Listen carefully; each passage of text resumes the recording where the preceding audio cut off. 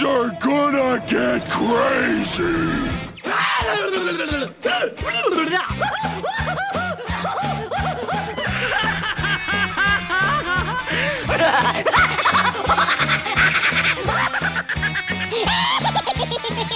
Most everyone's mad here.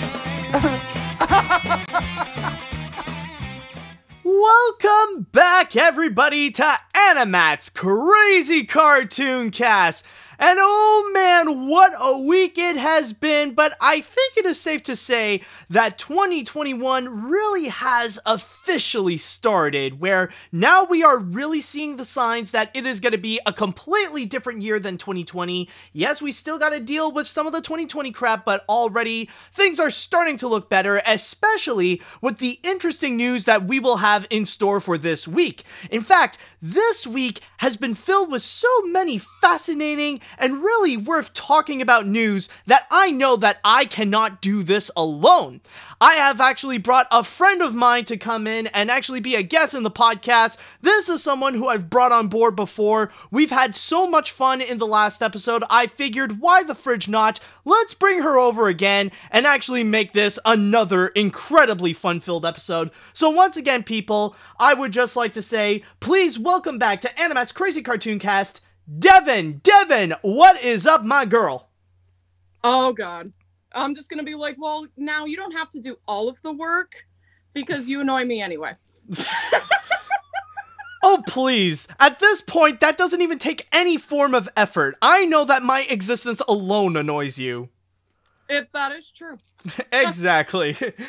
Oh, yeah. But before I do begin, though, I just want to go and put up a little bit of a quick announcement, though, because unfortunately, it has been reported this week that we did have an unfortunate passing with the death of Larry King, who has died at the age of 87. And as we probably know, Larry King is a broadcasting legend, and it is very much unfortunate to see such an icon leave us at this time. I mean, like, he has definitely lived a great life, but it's definitely sad to see him go. Yeah. Honestly, like, he's just a legend. Anybody who has seen his work, he's interviewed all kinds of different people, and he just has fun doing it. He's a very, very iconic man. Oh, yeah, exactly. Even in the chat wall, like, we're already seeing people, like, Larry King is definitely someone that has often been parodied and often made appearances in several different forms, like, even in animation, of course, like, he did voice guests, and, like, often there's, like, different caricatures of Larry King that you would often see, whether it be, like, in B-Movie or even in Gravity Falls, for example. So, yeah, may the legend rest in peace. Oh, yes. All right. I was like, I would not have watched Larry King, but yeah, we don't know him. Yeah, honestly, I haven't watched Larry King, to be honest, me neither. It's like, it's one of those names, like, we all know, but I haven't actually fully seen a legitimate episode of, like, Larry King Live or anything like that. The most that I do know is that, like, I know his work, and I know of the numerous amount of, like, marriages and divorces the guy has done. Celebrities are full of gossip. That's how life rolls. Yeah, that is true. In fact, actually, I just need to mention this joke. I do remember one joke. Like, I remember this one joke from a stand-up from Robin Williams, where he mentioned about, like, he discussed about divorces, and he mentioned that there should be a new law that every time you divorce someone, you should lose a limb. And it's like you should ask someone, like, oh, how many times have you been married? Oh, four times, Robin. How many times have you been married? Oh, 4 times, Robin. Larry King would just be a head on a stick. Dude, I have one hand and I haven't been married, so that's... Yeah, you're all... Don't worry, when you get a divorce, you get a freebie. That's what it is. All right, I'll remember that. Yeah, because that's it. Yep. Well, unfortunately, the guy that has to deal with me and being married to me will have realized, oh shit, this girl has one hand. Yeah, no. It's like you're married. No. You're married and you decide to get a divorce. You decided, okay, chop off my right hand, and then they'll take off your prosthetic. Psych! You do realize I could just take off my prosthesis, throw it at them, and run, right? Still, but whatever is most fun for you. It would hit them in the head, and then I can run. Either way. But anyways, Devon, we do have a show that we are going to go and start. So, Devon, I just want to ask you, are you ready for today's episode? I would hope so. My phone is plugged in this time, people. So I made sure to be prepared and actually listen to this asshole. Is it also plugged? That's yes! all. Okay, good. Just want to double check. Now, Chadwell, I want to ask you all, are you ready for today's episode of AniMat's Crazy Cartoon Cast? Let me hear it, people. Are you all prepared? Oh, and also special thanks to Daniel Vasquez for the subscription. Thank you so much for that, dude. If you guys, what about Dale? Oh, someone mentioned, what about Dale Bear? I already mentioned Dale Bear last week, actually. Actually, it was literally last week where they did all the announcements that Dale Bear passed away, unfortunately. But yes, yeah. It seems that everyone is ready, everyone is prepared. That is great to hear. And with all that said, it is now time that we shall go and get things started. And with our first story, Devon, I gotta say, this week, as I mentioned before, this already seems like a week where 2021 seems to be the week where it shows that the year will definitely be better than the last. Like, your country has already gotten a brand new president who's already doing incredible work. Like, just in his first 48 hours, he already did way better than the 4 years of Donald Trump. I think that's pretty much a given. Oh, yeah. I'm looking forward to this presidency. Oh, so, yeah. I'm going to be the odd sheep. I'm going to be the black sheep of my family, so that's all right. I have one hand, so I'm already the black sheep. Yeah. You're already the three-legged sheep. But I will say, though, even with the Biden presidency, there was also another bit of news that occurred that many people once thought it was impossible, that there would be no way that this thing would happen, despite the fact that many people have been asking again and again and again. And what I am talking about, of course, people, is the long-rumored, the long-awaited moment that is now finally happening. The Muppet Show is finally coming to Disney+. Yes, Disney has officially revealed that they are finally taking all 5 seasons of the Muppet Show, of the original Muppet Show, and they're going to be airing it on Disney+ starting next month on February 19th. Now, for those of you who might not necessarily be familiar with The Muppet Show, I'll just read a quick description here from my source on Variety, as it states, created by the legendary Jim Henson, the original Muppet Show was a variety half-hour featuring Kermit the Frog as the showrunner and host. The series originally aired from 1976 to 1981 on ITV in the UK and on CBS in the US. In addition to the show's first 3 seasons, Season 4 and Season 5 will also be available to stream for the first time. And that's also another major significant thing. Because, as you probably know, Disney has already sold on DVD the first 3 seasons of The Muppet Show, and there have been long rumors about a DVD set of Season 4 and Season 5, but unfortunately that never happened. So that does make it the first time ever that Disney is releasing Season 4 and Season 5 in some kind of form. And especially when Season 4 and 5 does have some very noteworthy guest stars that did appear on The Muppet Show, especially one episode that is dedicated to Star Wars, where Mark Hamill was a guest star as Luke Skywalker, and then you also got other appearances from C-3PO, R2-D2, and Chewbacca. And the funny thing is that at the end, coincidentally enough, they all sang When You Wish Upon a Star. All that happened decades before the purchase of either Lucasfilm or The Muppet Show. And on top of that, with this news, we also got a quote coming from Kermit the Frog himself, speaking about the announcement of The Muppet Show finally coming to Disney+, in which it states here, and by the way, be prepared because I am going to do a Kermit the Frog impression. I've been trying a little bit to do a good Kermit impression, but we'll see how it goes now that I'll do it in public. It's going to be great to welcome back longtime fans, and to give new generations of fans a chance to see how we got our start, how Miss Piggy became a star, and so much more. Today, I am proud to say it's time to play the music, light the lights, and meet the Muppets on Disney Plus tonight! Yay! Oh, and as for Statler and Waldorf, the 2 guys in the balcony, I can only add, sorry guys, but here we go again.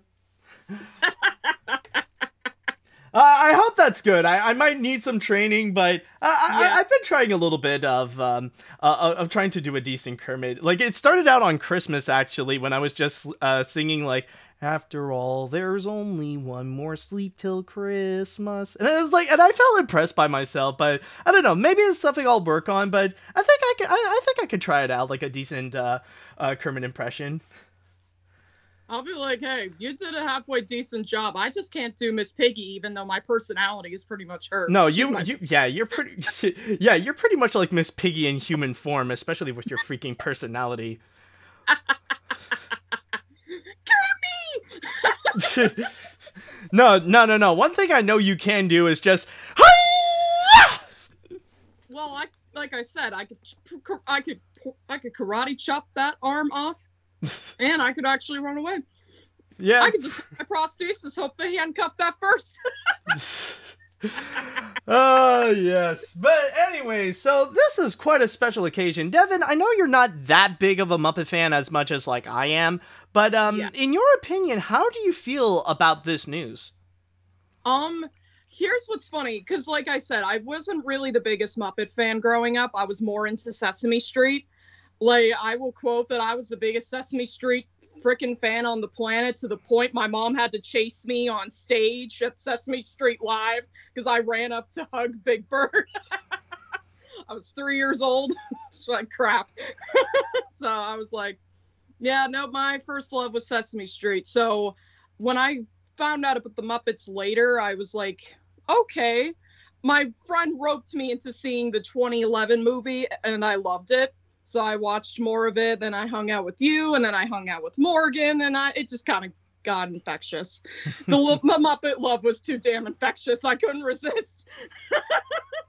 So I read his biography, the autobiography, actually. That's a pretty good book. Oh, yeah, the Brian J. Jones book of Jim Henson? Yeah, I listened to the audiobook of that, and no, it's very legit. It's worth reading. Oh, it's a really good book. I actually have a copy of it. It is excellent. If you are a Jim Henson fan or any Muppets fan, Sesame Street, I'd recommend reading it because it is phenomenal. It really talks about the guy and how much he loved creating the things he did. So that's awesome. I applaud the guy a lot. Mm-hmm. And I more admire the guy now that I know more about him. So I get it. Like, I understand why some people compare him to, like, Walt Disney. His characters are just so timeless that you can watch them anywhere and you'd love them the same. Yeah, just out of curiosity, though, Devon, during that time that you found more and more of an admiration for Jim Henson and for the Muppets, have you actually seen some episodes of The Muppet Show? Not yet, only because I haven't had time. I have seen, like, the Muppets Now show. I've seen more of that. I have seen all the movies. I have seen, trying to think. I think I've seen a couple of the ABC show when that was on TV. I saw that. The 2015 one, yeah. Yep, that one. That's the one. And I'm trying to think. Those are the main things that are popping up in my head right now. But no, I have not seen the actual Muppet Show yet. I will be planning to because I have time. Yeah, and I just realized something, actually. Didn't you actually buy, like, at least one of the season sets? Yes, I did. Because I was planning to watch a first season or so.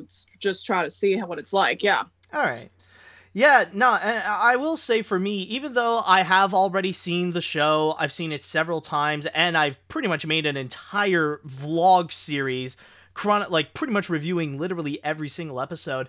For me, I am definitely excited for this to come back, and honestly, when looking back, I do understand as to why this even happened, as to why is it that it took so long for Disney to even put the Muppet Show onto Disney Plus, and this has already been something that has been covered previously. Like, there was at one point when Brian Henson actually revealed in an interview that he was working with Disney for months in order to get the Muppet Show onto Disney Plus, and a major reason is actually because of copyright. Because if you know the Muppet Show, usually what they would do is that they would often sing popular music, and this can range from like what was popular back then, like popular songs of the late 70s, or even down to like vintage classics from like the turn of the century that came from vaudeville or on Broadway. So there's like a whole bunch of these songs, and if you want to go and actually release them all onto Disney Plus, if you want to put them all out like in its original form, then you got to cover like a whole bunch of copyright claims. I think like even when Disney was trying to do that with the season box sets back in the mid 2000s, they were having a hard time to cover literally every single one of them, like trying to get the copyright of everything. That's why there are like a few episodes that would have a few missing scenes. So that's honestly a really difficult task. And considering that we are discussing about global copyright laws, where like in different countries, it could be a little bit more different. It could be like a little bit easier, or it could be more stricter. Then at that point, it does become a bit difficult to try to handle in order to properly give it a full release everywhere for the people to have an introduction of the Muppet Show. But either way, for me, I feel like this is definitely exciting that they have managed to officially do so. I am so glad that they finally put it out there, because honestly, I feel like right now, especially in this day and age, where streaming services are becoming more and more of the mainstream of like the top platform to watch your entertainment, I'm glad that at least the Muppet Show is available somewhere for people to go and check out. Because honestly, I do feel like it is definitely a series that is worth watching, and it is important to check out, like, why is it that these Muppet characters are so popular in the first place, to actually see the origins of, like, the Muppets in their prime, and actually performed by the legendary creators that did create them. Like, not really, like, yeah, we are used to, like, the Muppet performers of right now, and some people are still not used to Matt Vogel's version of Kermit the Frog, but at least people will get to experience how it is when Kermit was performed by Jim Henson, or when Miss Piggy and Fozzie was performed by Frank Oz, and have the other Muppet performers there, like Jerry Jewell or Richard Hunt, when they would be working on those characters. So that is honestly something that I am excited for the world to see, is to witness the Muppets that many people would say was at their full-on prime, with some of the best puppet performers in history.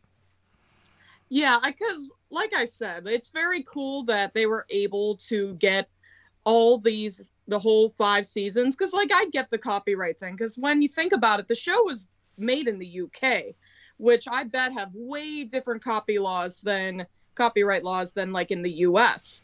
So I don't know exactly how things work as far as making a TV show and, like, broadcasting it over many years, but I'm sure, like, with Jim and how he just loved music so much, and how he wanted the people to experience these characters and these songs and these different celebrities and all that. I mean, I'm sure it probably took a long time, and that probably was a huge part of it.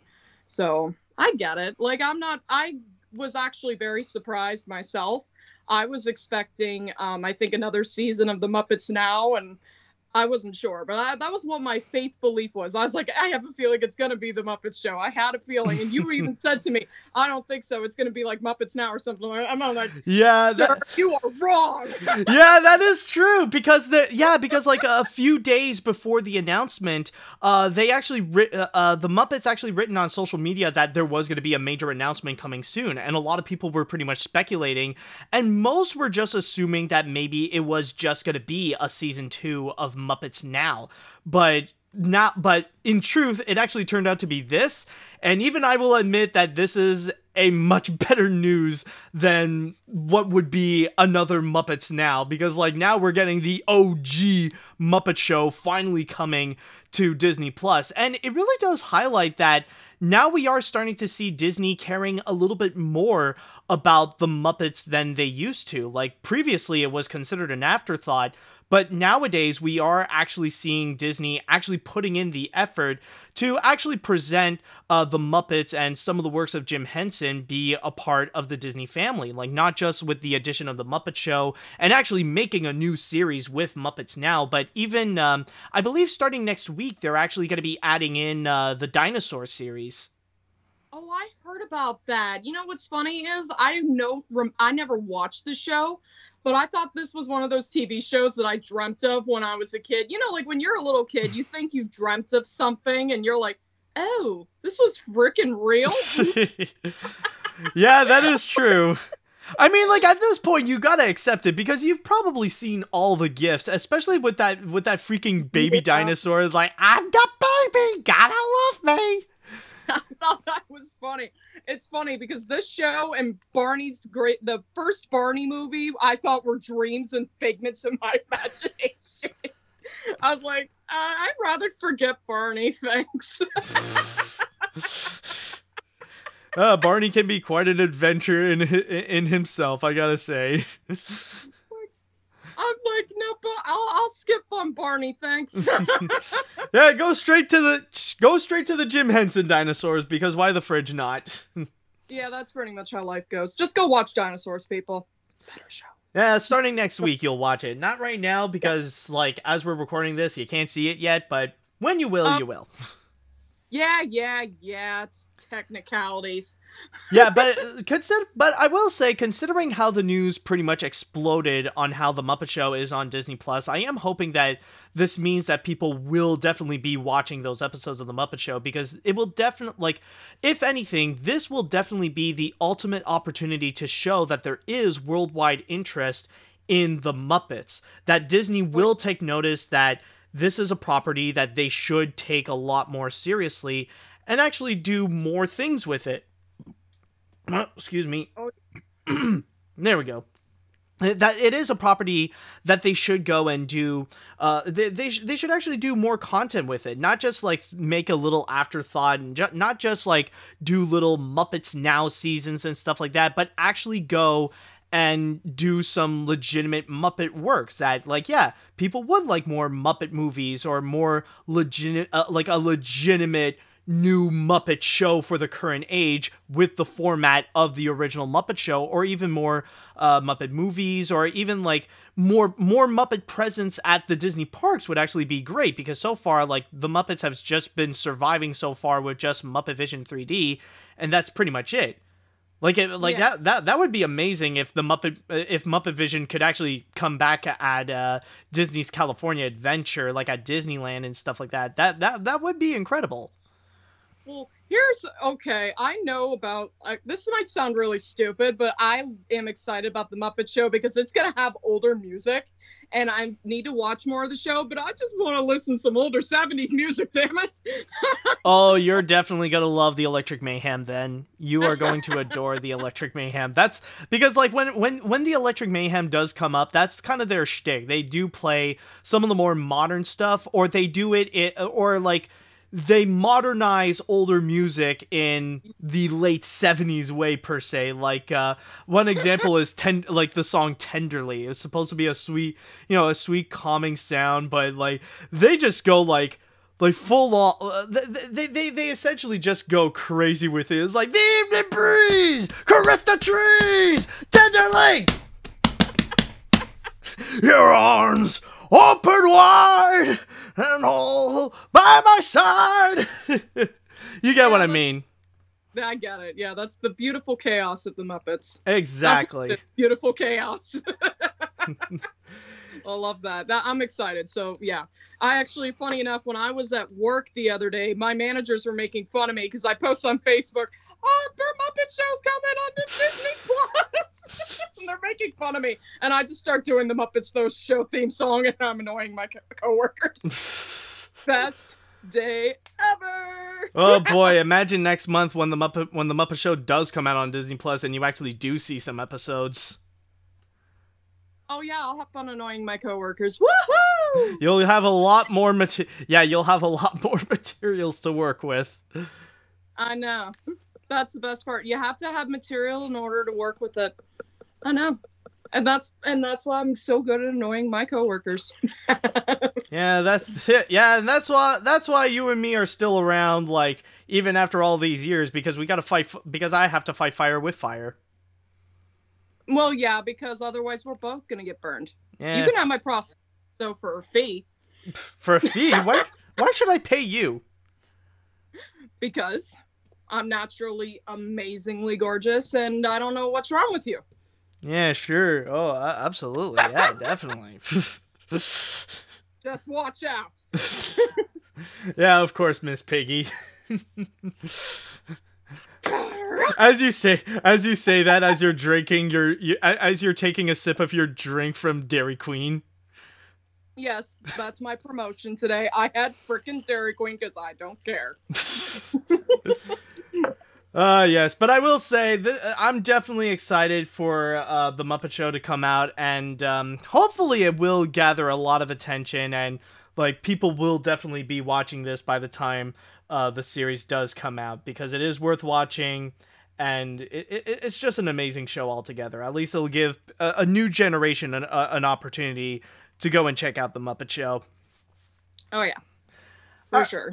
I'll need it.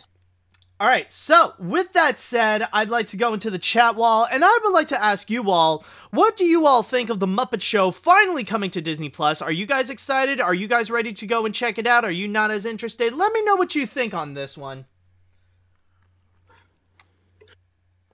Promotional cup. All right, let's see now. Let's see. How ironic that you work at BK and yet you're promoting for Dairy Queen. Shut up. I'm just saying. Let's see.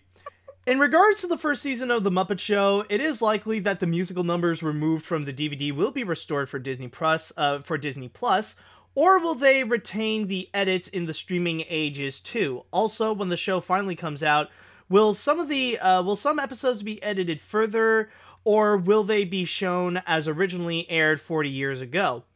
If I could check my source, I don't think they fully mentioned if they will be edited or stuff like that. Actually, hold on a sec. There might be let's see. Maybe there is actually something. Disney, which acquired the Muppets in 2004, has gradually added more Muppet content to Disney+, given that it is a natural fit with the platform kid and family-centric target demo. The complete archive of The Muppet Show, including the lesser-known later seasons, have been a huge missing piece. Okay, no, that's not... Okay, no, that's just a statement about the Muppet Show altogether. But honestly, there is no confirmation regarding if they are going to do something about the missing pieces, or if they will be edited. I think that's ultimately going to be something that we will have to wait and see. Yeah, I was gonna say, let the hardcore Muppet fans figure that one out, because I'm just like, I'm just casual. You and Morgan are my intros to real hardcore Muppetry. Yeah, like, I think, I think worst case scenario, like, all you have to do is just keep an eye out on, either check out, like, toughpigs.com or Muppet History, if, like, they're going to be most likely the first ones that will go and report if there are any actual missing pieces, in the, episodes in particular. So, just keep an eye, keep an eye on them. They'll be the first ones to go and talk about it if there is any legitimate missing pieces. Let's see now. I'm more of a casual fan of the Muppets, but this is cool. Since that the Muppet Show is coming to Disney+, does that mean they'll put all the Muppet movies on Disney+, including Muppets in Space? Also, no American Dragon Jake Long. Well, that's technically not really Jim Henson or the Muppets, but that's another story. But since you are a bigger Muppet fan, I bet you guys are all going Chester A. Bum and yelling, "Oh my god, this is the greatest news I've ever seen in my life!" Yeah, I don't know but one thing I will say right now, I don't think Muppets in Space will be on Disney+, considering that is a Sony movie. That's not really a Disney movie. I mean, they already do have, like, a good chunk of, like, the Muppet movies on Disney Plus already. So they already do have all of that. So I think, like, with the movies, they kind of have it covered, at least, like, with the most that they could do. I was gonna say, does anybody really want Muppets in Space? I don't know. I don't know.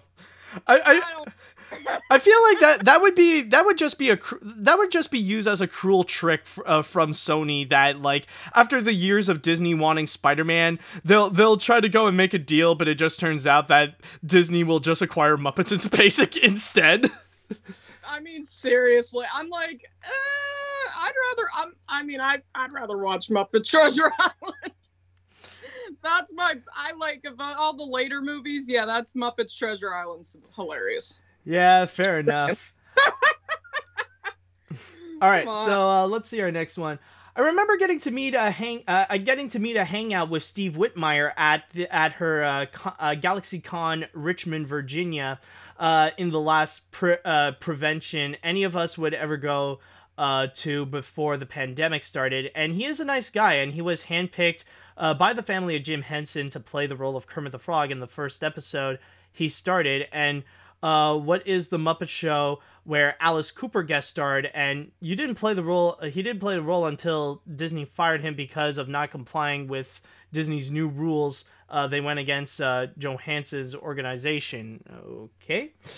So that's just like pretty much a quick mention of Steve Whitmire, because I could already see it. Like, I already saw, like, when we were talking about it, a lot of people in the chat were like totally missing Steve Whitmire. Oh yeah. All right, let's Fair see. enough. I'm a pretty modest fan of the Muppets, but I'll definitely be checking it out to see if I could fully fall in love with these delightful fellas, and also as filler before the next episode of WandaVision. But if popularity demands, if that is what got the Muppet Show onto Disney Plus, then I just hope that they will have the same energy in order to get Cory in the House on there. Is Cory in the House not? Wait, hold on. Isn't Cory in the House already on Disney Plus? I thought No. it. Oh. I don't know. I thought it did, though. I love going in the chats and in the group chats that it's like, Cory in the House is the perfect anime for Disney. Hey, if they wanted, the perfect competition against Funimation and Crunchyroll, you go and get Cory in the House. I feel so bad because I'm like, that show is so made fun of, but it's guilty pleasure territory for me. You know, it's made fun of, but I don't think people hate Cory in the House. That's the thing. No, they more love to make fun of it. There's those shows that they love to make fun of, even though they're terrible. It's not bad, but it's just not good either. But ironically enough, it is getting love in a weird way. Love, yeah, I'm not saying it's not. It's just so funny. All right. I'd rather watch American Dragon Jake Long, so that's a great show. All right, so let's go on to one more comment before we jump into the next story. This is very exciting and long time coming. For me, my biggest issue is that Disney really stinks at releasing their shows on DVD outside of a couple of ABC series like Lost and Once Upon a Time. I don't count Gravity Falls because that's more Shout Factory. So overall, I'm excited to watch The Muppet Show on Disney Plus alongside American Dragon Jake Long. All right, well, at least we got some people excited. And remember, if you guys really are anticipating to see The Muppet Show on Disney Plus, it's going to be on February 19th. So mark your calendars for that. Yes, and have fun binge watching all 5 seasons over the weekend. Don't make plans. Oh, yeah. Yeah, there's 120 episodes, so there's like tons of content out there. I'll just be like, if you're that hardcore of a Muppets fan, you want to just have no plans, there you go. Just make popcorn and you'll be all good.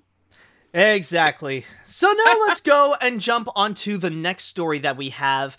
And for the next one that we shall be discussing about, this is actually regarding a movie that has been in consideration for a while. We know that it seems to be, might be something that could exist, but it turns out it will exist, and now a lot of people are very much talking about it, despite the fact that we don't have too much info. So with all that said, let's go ahead and actually talk about Wonka. Yes, Warner Brothers has officially announced that they have put a new release date for a prequel movie to Willy Wonka and the Chocolate Factory that is just going to be called Wonka, in which it will be hitting theaters on March 17th, 2023. Now, so far, we don't really have all that much information about this movie in particular, other than the fact that it will be about the origin story of Willy Wonka and how he became the legendary chocolatier that we all know him today. However, we do have some people that are currently attached to the project, the biggest one being Paul King, the man who directed the Paddington movies, shall be attached as the director, along with the Harry Potter producer David Hyman that will be involved. On top of that, they do mention that there are some people who did write for this movie. We got Simon Rich, who created the original draft of it, and then later on, Paul King himself, and Simon Farnaby is currently going to be working on a new version of that draft that they have made. Now, on social media, when they have heard the news, people have been freaking out about it, especially when it comes to who would play Willy Wonka. Now, there has been no confirmation, but apparently, according to Collider, rumors have suggested that maybe either Tom Holland or Timothée Chalamet might have a chance to actually play the role of the young Willy Wonka. So, Devon, I am curious, what is your opinion on this? How do you feel about the fact that we are getting a Willy Wonka prequel? Here's my biggest question first. Are they going to try to do an introduction of the Wonka from the original movie or the Tim Burton one? That's my own, that in my mind is going to be the number one question. Are they going to follow the logic of the 2005 Tim Burton movie? Or are they going to follow the original? Because that might just be the give or take reason for me. Because as far, like, it's interesting with these Wonka movies, everybody has an opinion on one or the other. Which do they prefer? And I really despise the Tim Burton film because, I mean, I will not deny that it is a lot more faithful, but I didn't like the original book. I'm not going to deny that. Like, the book was fine on a basic story front, but am I going to read it again? No, I'd rather read like Matilda and James and the Giant Peach and some of the other books that he wrote. So I really applaud the changes that the 1977 movie made as far as making the characters stronger, making the Wonka the most fucked up man on the planet. Pardon my French. But that's really kind of what he is.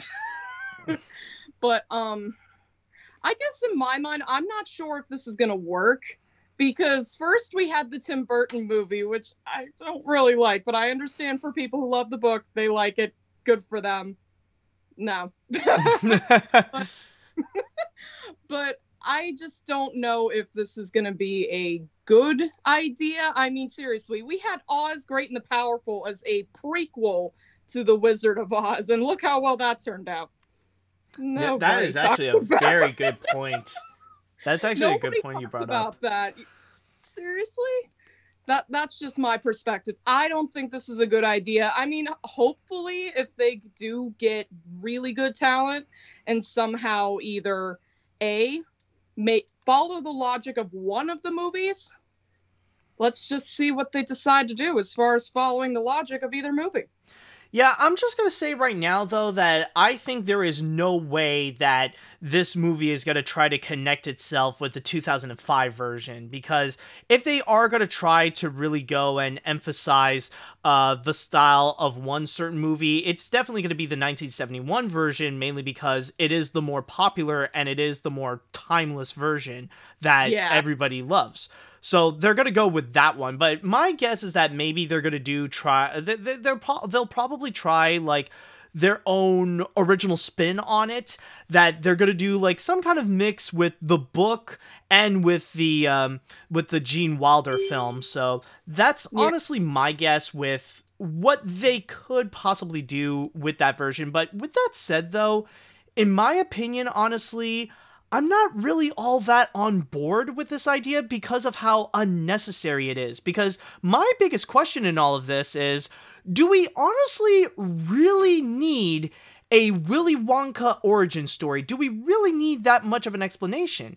Because the thing is, with the Tim Burton version, they tried to do that, and it has often been considered the weakest parts of the Tim Burton version, mainly because of the fact that it just tells the story of how Willy Wonka had daddy issues, and that's how he made his chocolate factory, because Christopher Lee was an evil dentist. Like that was pretty much it. So See, yeah. Yeah, that's the biggest problem. So yeah, it's just, but yeah, like on top of that though, I understand that technically in the book there are some explanations as to like how Willy Wonka has built his empire and how he got some of these magical things in his factory, like the Oompa Loompas, for example. There was a passage both in the book and in the original movie about how he got them to work in his chocolate factory, but that's only that's only like a sentence and that's it. Like that's only a small description. We don't have to literally go and see Willy Wonka go through this crazy jungle and meet up with a bunch of little orange green haired men and have them work on have them work in his factory. Like we don't have to actually go and see that, because does it really matter if we actually see like how the magic is made instead of like just seeing the magic happen?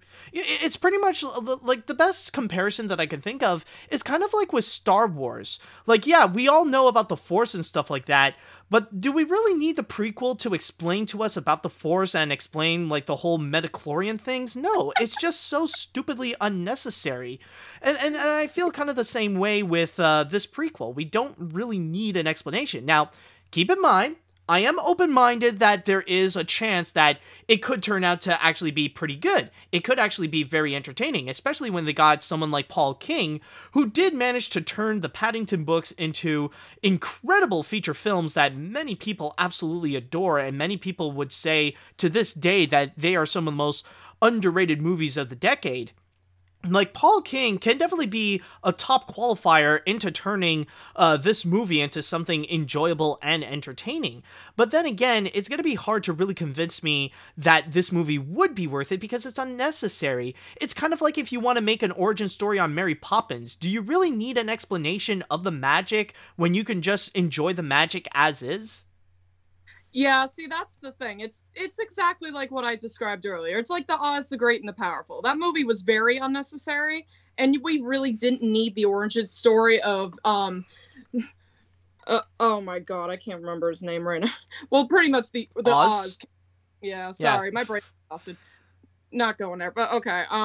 So really, I just think it's really unnecessary, and I'm gonna say I'm gonna be skeptical at best. Yeah. Because honestly, like, it's gonna be very unnecessary unless if they somehow surprise me with something about the movie that works. And we'll have to see, because everybody has either, like, as far as Willy Wonka, whoever to place him has to either go all out crazy like Gene Wilder, or just be Johnny Depp with bad makeup. Like try to be like the Michael Jackson Willy Wonka. Yeah, that was awful. I felt bad. Like, I'm not a fan of Johnny Depp, but he's done better movies, so that's why I feel bad. Like, I just don't like Johnny Depp as an actor, but that's because I've seen him in so many bad movies that I can't.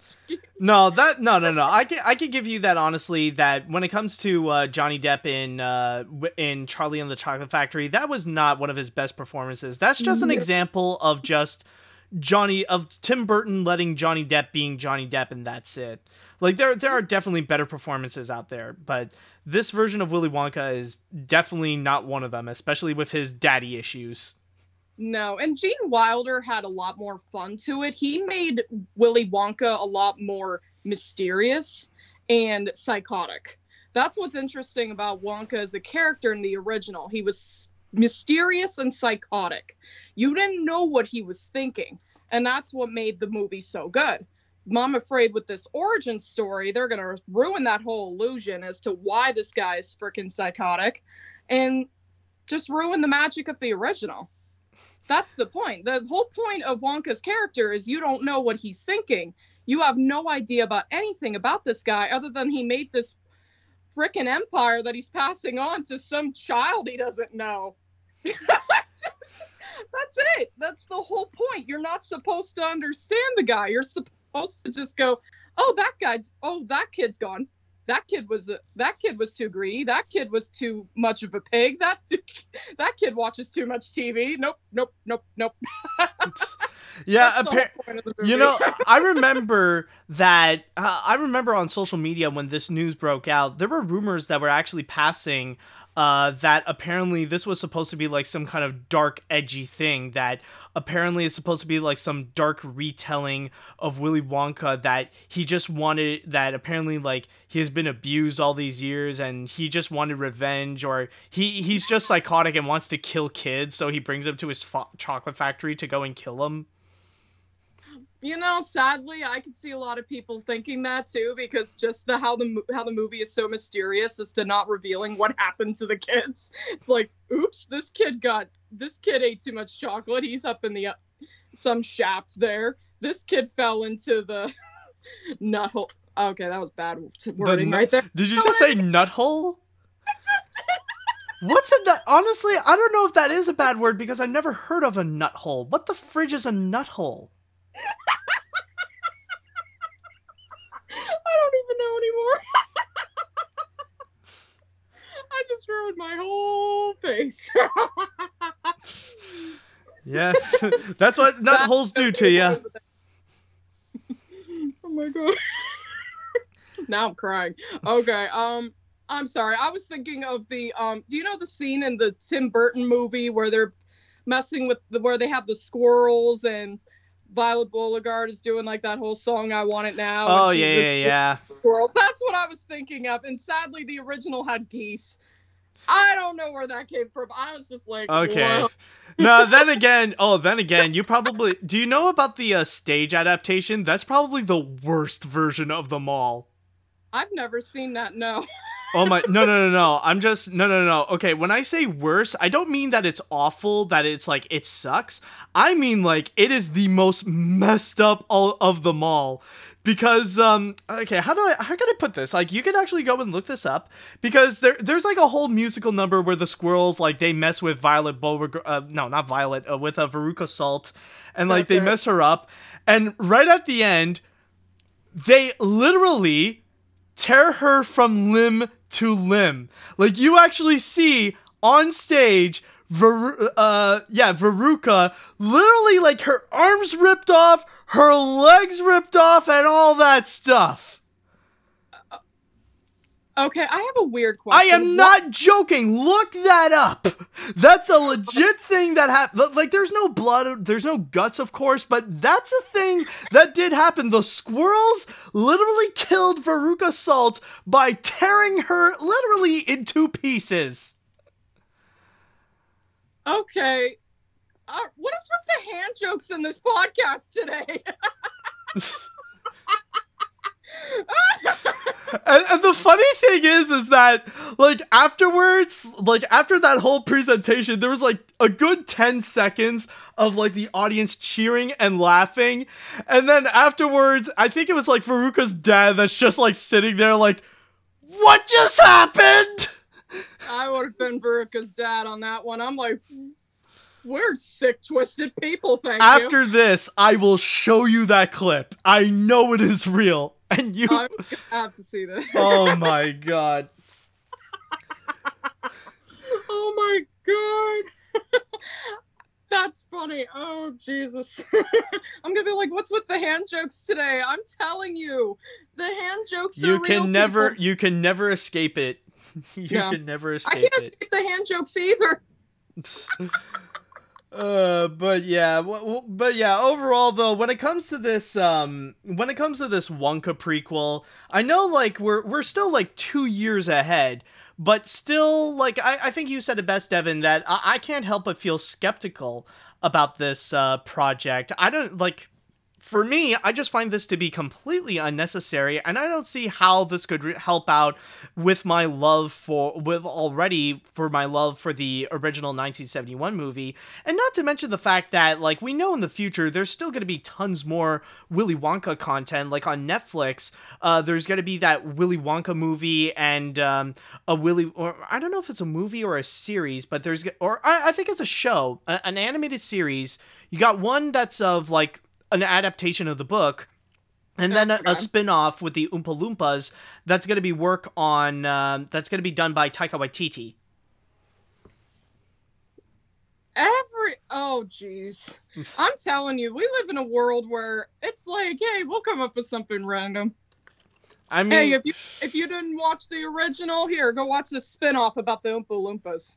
Yeah, that's a thing that's going to be happening. So yeah, overall, I just don't really see how I just don't see how like this is going to be necessary, and Warner Brothers will have to do a lot to like they really got to do a lot in order to convince me otherwise. I mean, like, I'm not saying that they're incapable. I'm not saying that this is going to completely suck. I mean, like, there is some promise with Paul King being the director, but other than that, though, I just can't really see why we would need this. Yeah, no. I'm with you. I just don't see the point. And I mean, who knows? It could be either really good, really bad, or like Oz, Great and the Powerful, forgotten. Yeah, pretty much. It could go either way. Yeah, pretty much. All right, so let's go into the chat wall right now. And I would like to ask you all, how do you feel about this Wonka prequel? Is this something that you guys would want to watch? Are you actually on board with this idea of a Wonka origin story? Or would you rather want to skip it, or do you find this unnecessary? Let me know what you all think about this one.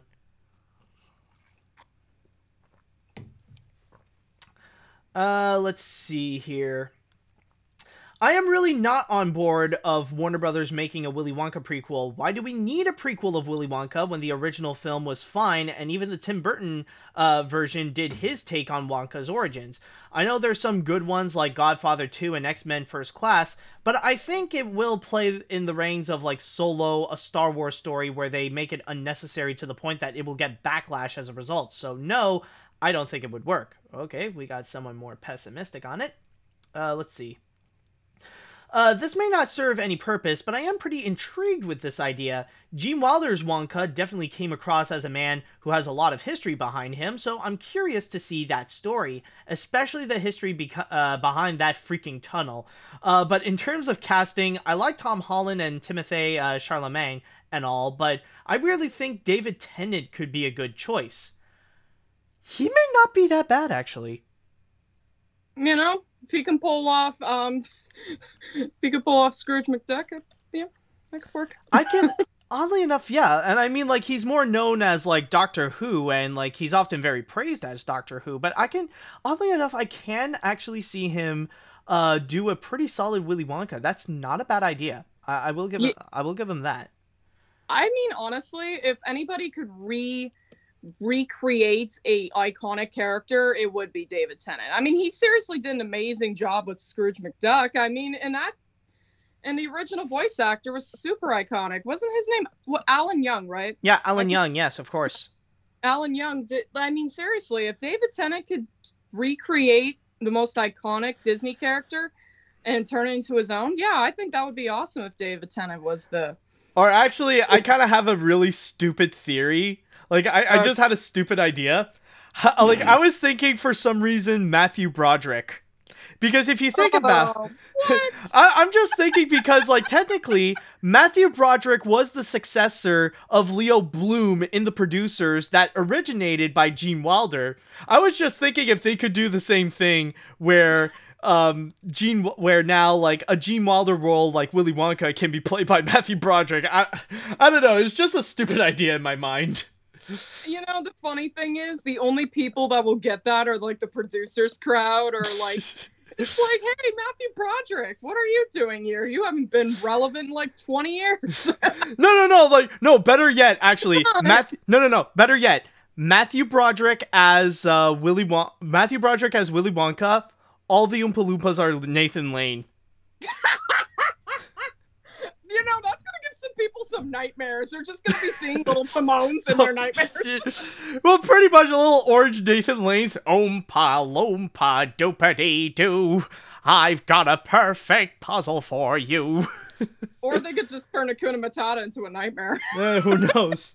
I mean, like, they got that one... I mean, they could do, like, in the Tim Burton version, where it's like, the Oompa Loompas are technically all this one guy. They could just do the same thing with Nathan Lane. It's just, all the Oompa Loompas are just little Nathan Lanes.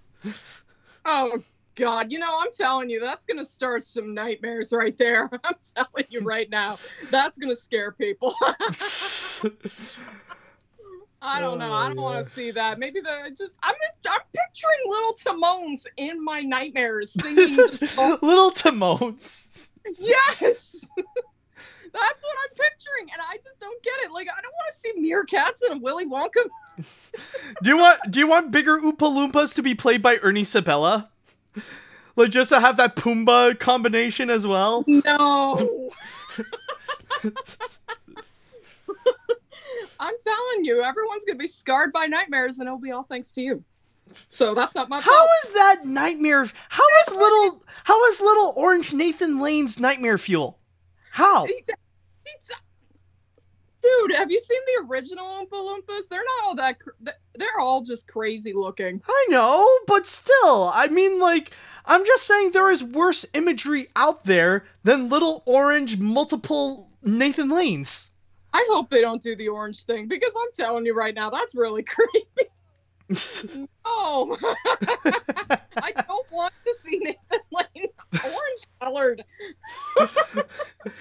Anyways, to be honest, I find this announcement to be completely pointless. I saw the Tim Burton remake a few times, which that one is just forgettable at best, but only saw bits and pieces of the original. Oh, you should see it all then. Yeah, you need to see the original. Yeah, I don't see a point why Warner Brothers would do an origin story to Willy Wonka. Sure, there might be a chance it could be decent, but I'm not having my hopes up.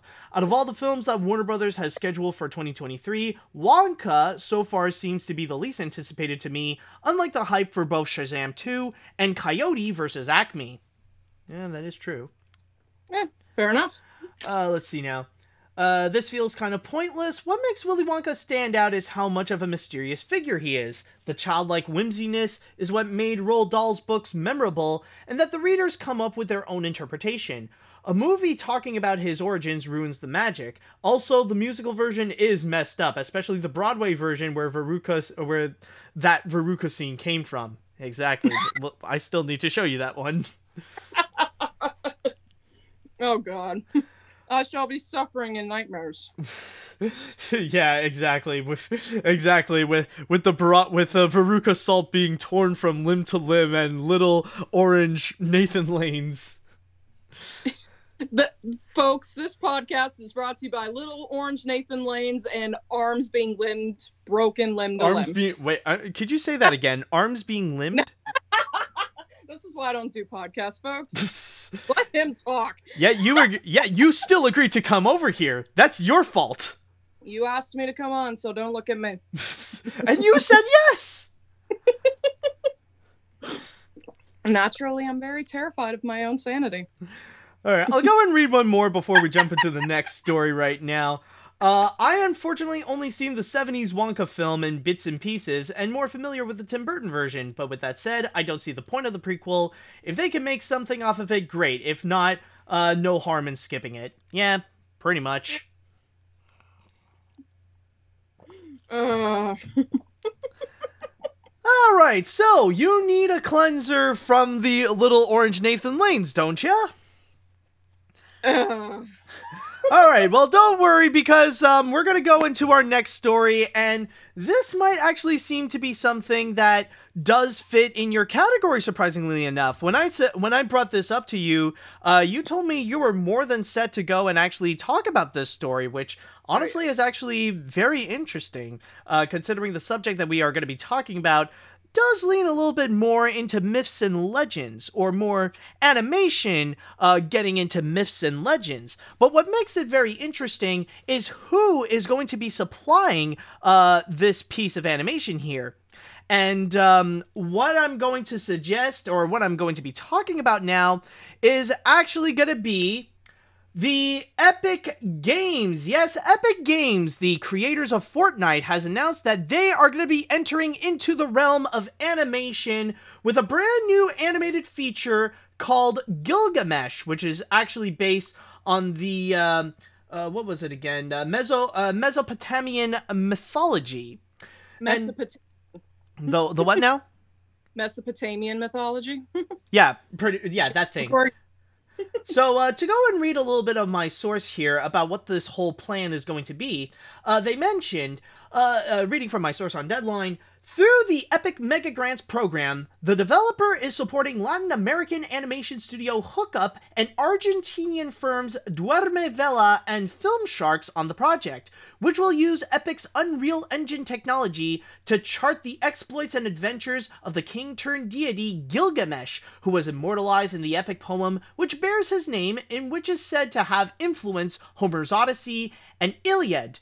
And one thing I do want to mention and try to describe a little bit more is regarding the Epic Mega Grants program.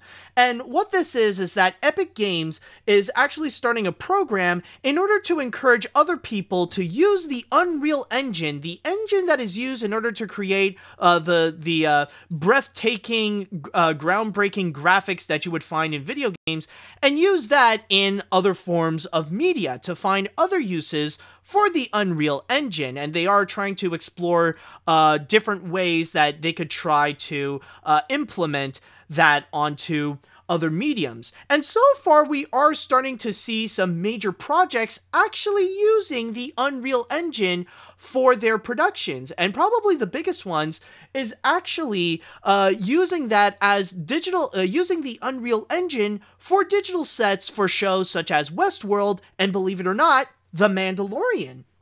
So I guess it's about time that with this Mega Grants program, they would go and actually use that for animation. In fact, let me go and read you a little bit more about, here, a little bit like this part right here, to go and read this from Deadline. Epic's $100 million Mega Grants Fund is providing a grant to the project, which isn't an in-house development for the company, but is one of the number of third-party projects it is supporting.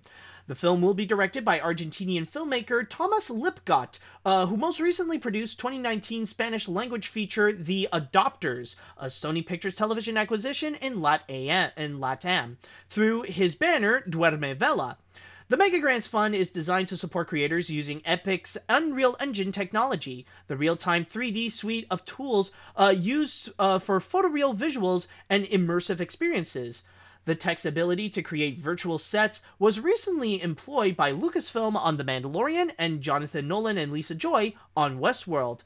And by the way, there is one more thing that I do want to try to show you, actually, is the fact that we already have some clips regarding this Gilgamesh movie. I actually did find it here on YouTube, and I'm not going to show you all of it because apparently this trailer here that does come from Duerme Vela actually did get copyright claim for a piece of music they used from 300, so I'm just going to show you the end piece here. I'm going to show you like at least about a minute of the clip, so hopefully when I put this on YouTube it won't get copyright claim. So here, let's just take a little look at Gilgamesh. It's coming, don't worry. There we go.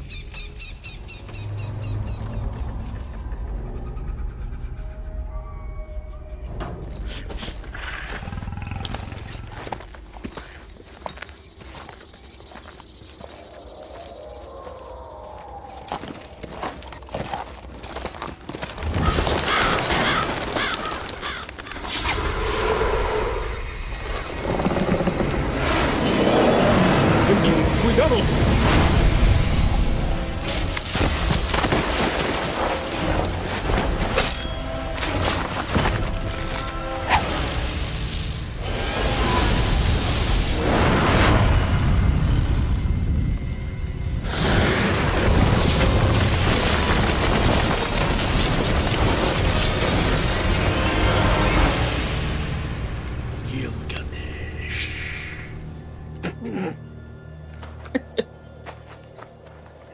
Hold on, we have a little bit more.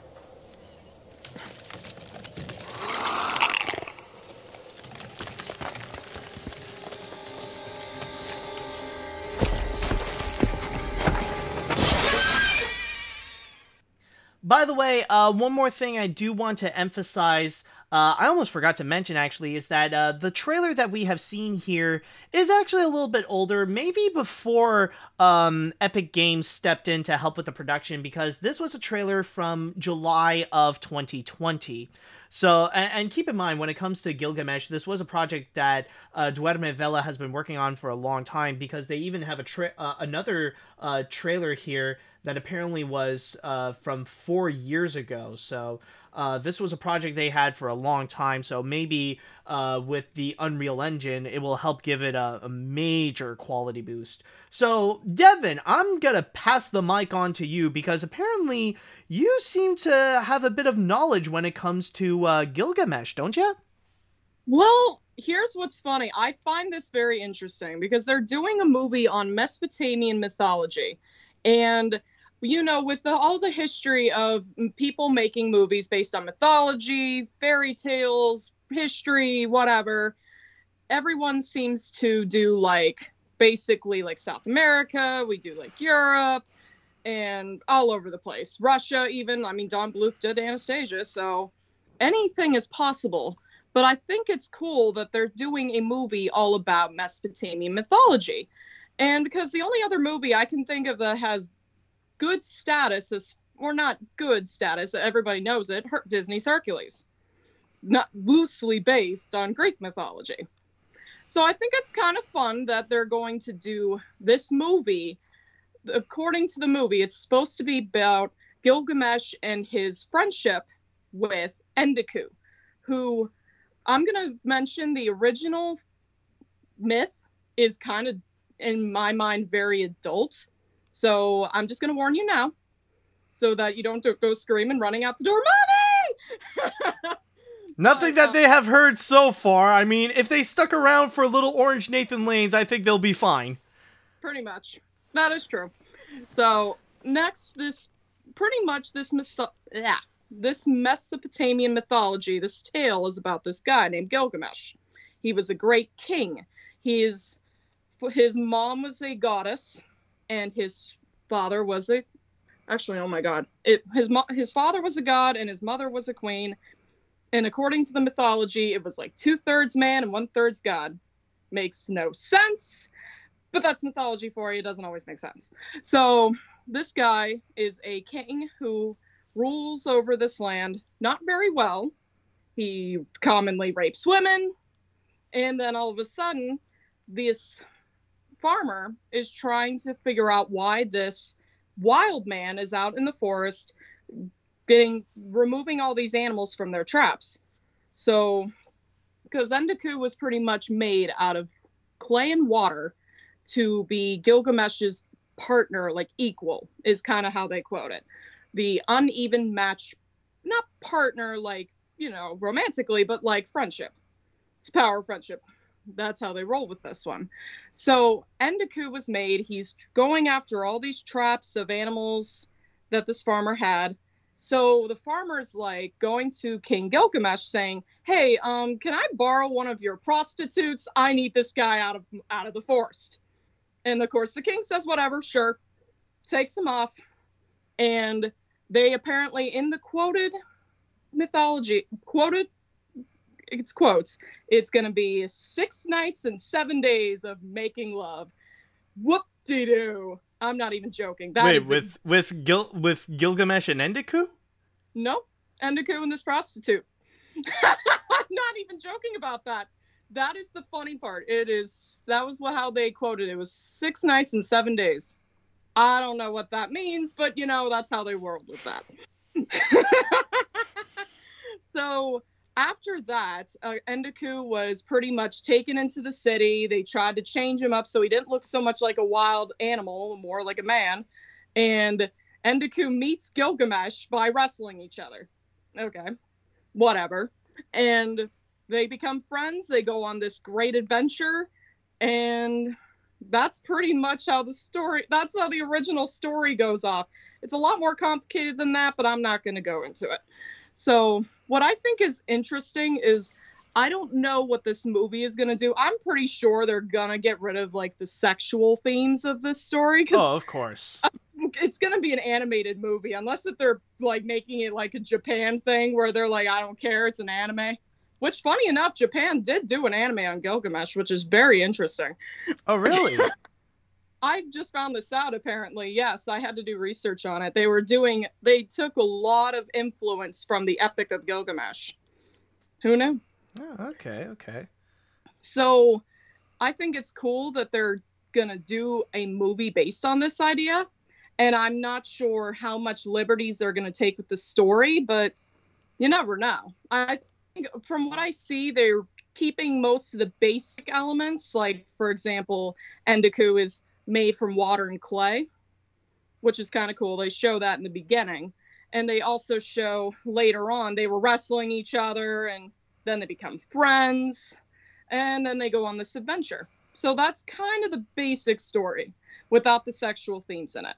So that's kind of cool, and I'm interested to see what they're going to do with this, because I like the idea that nobody has done a Mesopotamian mythology movie before, other than Japan, because, you know, Japan does everything. So I'm just curious. I mean, I'm hoping it's good. I'm really hoping it's good. I think it will be, though. So I'm just going to hope for the best. And, you know, what's cool, though, because I'm wondering if, like, in, like, 5 years, it's going to be one of those movies where the teachers showed in school and, like, how much is it like the original myth?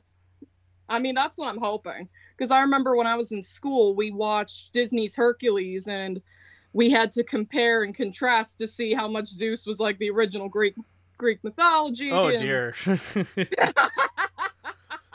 Very obviously, Disney wasn't going to do crazy Greek mythology. Like, yeah, you know. I think it's safe to say that out of all the Disney characters, or out of all the pre-existing characters that Disney adapted to their animated films, Zeus is the most inaccurate of them all.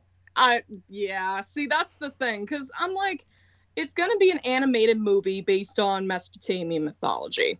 I mean, who knows? Not a lot of people are going to know Mesopotamian mythology going in. They're just going to be like, oh, this is cool character meeting this guy made out of clay and water. Where'd this come from, you know? It's cool. I'm excited. I'm hoping this is going to be, in a sense, the introduction for some people to Mesopotamian mythology, like Hercules was the introduction to Greek mythology for a lot of people, or like Pocahontas was the introduction to, well, Pocahontas and Anastasia.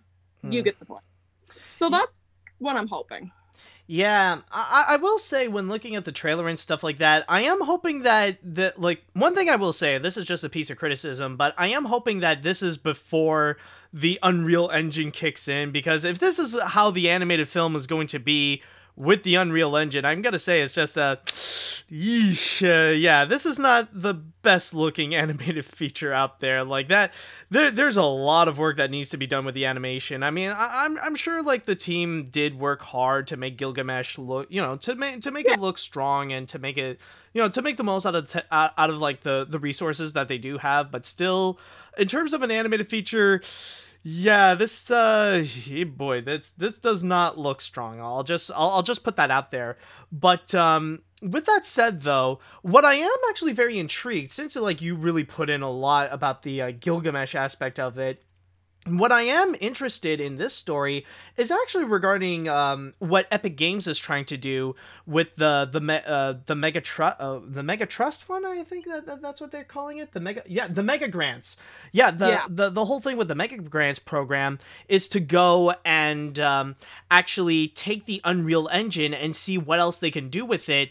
Other than making graphics for video games, because, like, even if you're not interested in video games, often you would see trailers of video games and stuff like that, and you could see how amazing they can often look, and how you know how detailed and how beautiful they can look. Like, technically, a lot of people do say that video games is technically a form of animation, and Sure. with the type of graphics that they put out there, especially with stuff that came from the Unreal Engine, they can look beautiful. Sometimes there's some animations that can look even better than the modern animated films that we would have today. So I'm surprised it hasn't happened sooner, where these gaming companies would try their hands on trying to produce animated features and stuff like that. Like, yeah, they would make animated content before, but like often it would just be like promotional stuff for their video games. It's like the cartoon, like often they would make cartoons or animated shorts, but those are like little side pieces for the main game. Like their purpose is to go and promote the feature. But I honestly don't see why you could take that video game-like technology and you can use that in order to produce some legitimate animation. And that's what that's what I want to see more of. And so far, apparently in terms of the sets that they have created with Unreal Engine, like especially with The Mandalorian, like we are already seeing some incredible results with it. So honestly, I am excited to see if the Unreal Engine can actually really help out in order to produce some strong animated content. That is going to be something I am interested in seeing, and who knows, maybe one day we will actually see some mainstream studios actually go and take that approach. Maybe we'll see companies like DreamWorks or Disney or Blue Sky or Sony or Illumination or whatever, like maybe they'll try something with the gaming technology in order to go and advance their animation mediums, because often it happens so much, like with every new animated feature, what they require to do is like create brand new software in order to achieve the look that they want to go and get. So it wouldn't surprise me if one day they'll decide to just adopt a whole game, they'll adopt a whole gaming engine in order to produce like some more incredible looking animated films, or like eventually Epic Games is going to collaborate maybe with Netflix in order to create like the first true Unreal Engine based animated feature. Like, yeah, we got Gilgamesh so far, but that's just going to be a bit of an experimentation. But I can imagine like sooner or later we're going to see more of this happening, and this, I feel like this could be something we could keep an eye on to see if more gaming technology will be used in order to create our entertainment, rather it be for visual effects, rather it be for making digital sets, or even for making animated films like Gilgamesh. Yeah. I know you're excited more on the technical front. I'm more excited on the mythological, just because, like I said, Mesopotamian mythology has never been touched as far as I'm aware. A lot of people think, when you think of like Greek, you think of Greek mythology first and foremost. Everyone touches Greek mythology. But nobody really touches some of the other ones. So I'm excited. I'm hoping this is going to be exactly what I think. If it's going to be like the introduction for some people to Mesopotamian mythology, who knows? I mean, that's more what I'm excited about. This could be like that kind of feature for some people.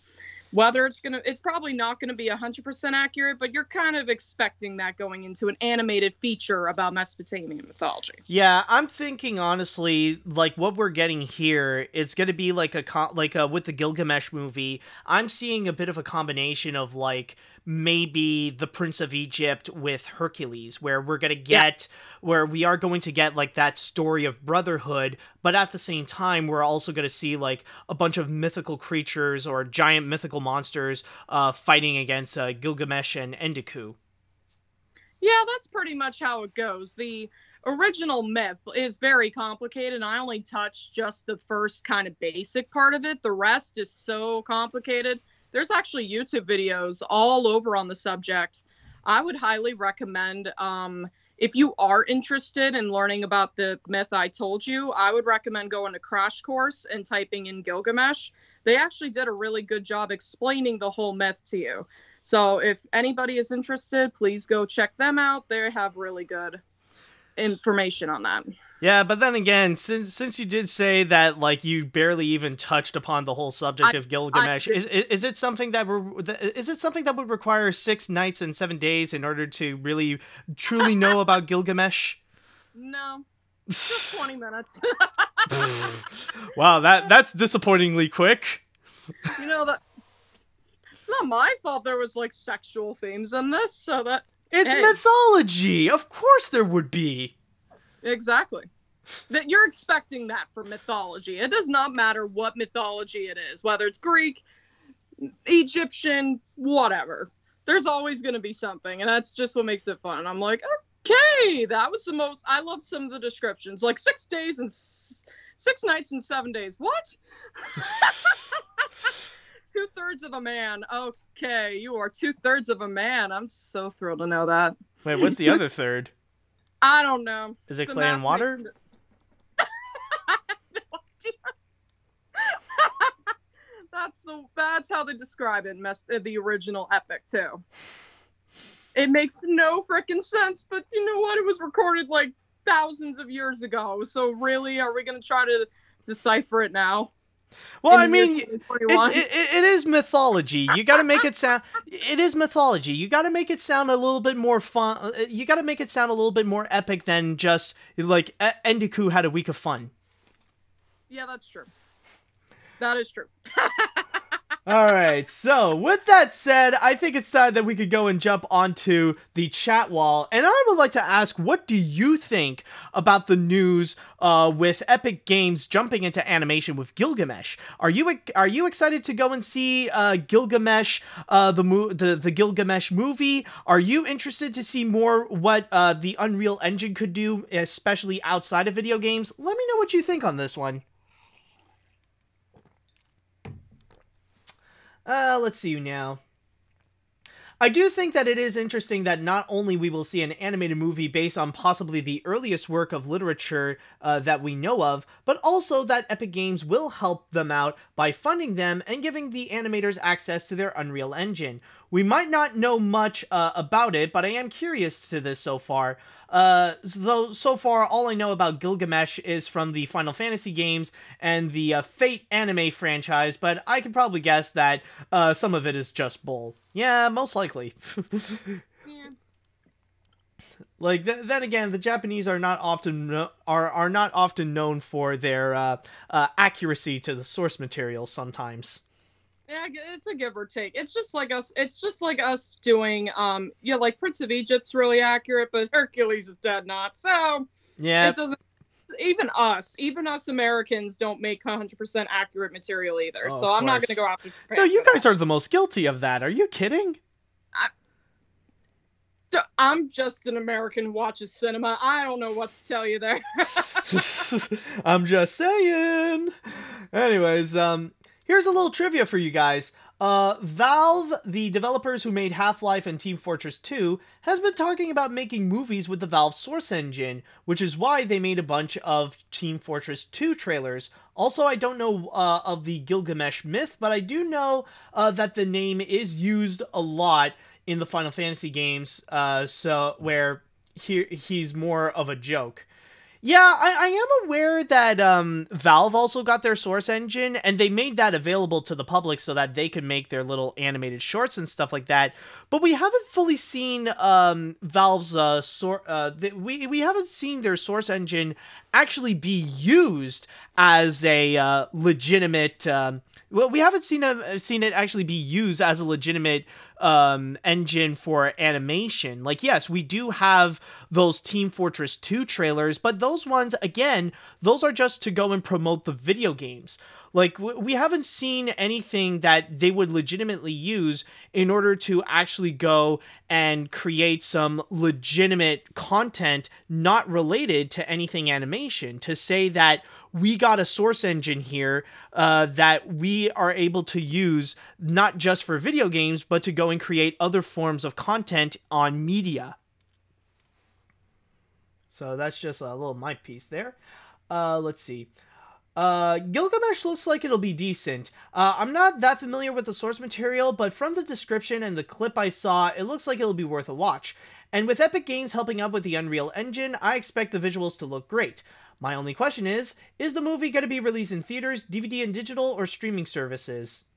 That is going to be a really good question. That I don't know. It depends on who's going to be interested on this, but I would just say right now, if I could take a guess, I would say streaming services. Like, I could definitely see Netflix be the first one to go and jump and actually grab this thing and put it out on their streaming service. Oh yeah, I could see that too, because Netflix lately has been wanting to be almost like the king of animation as far as anything. They want to sort of compete, so that's interesting. Yeah, they say they want to try to top Disney. That's the big thing. That, but... They'll try, of course. They'll try. Let's see. I'm not that big of a Fortnite guy, but I guess I'm a little intrigued. The test animation does look like a video game cutscene, but then again, it's just test animation, so there's still a lot of time to patch it up. You got a good point. But since Epic Games is involved, I won't be surprised if the characters just stop fighting and start bursting out Fortnite dances. Oh my god, okay, you know that as well, Devon. Like, even though you don't play Fortnite, you know, like, some of the Fortnite dances. Yeah, I work with kids that like Fortnite, so yes, I'm kind of aware of that.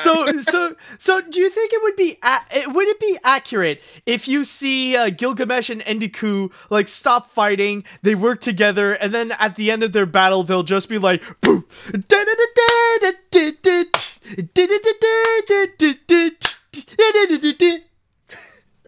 won't be accurate, but it'd be funny as hell. Or, I mean, why not? Or why not? Like, since most other animated films are doing it, like, you'll just see them flossing.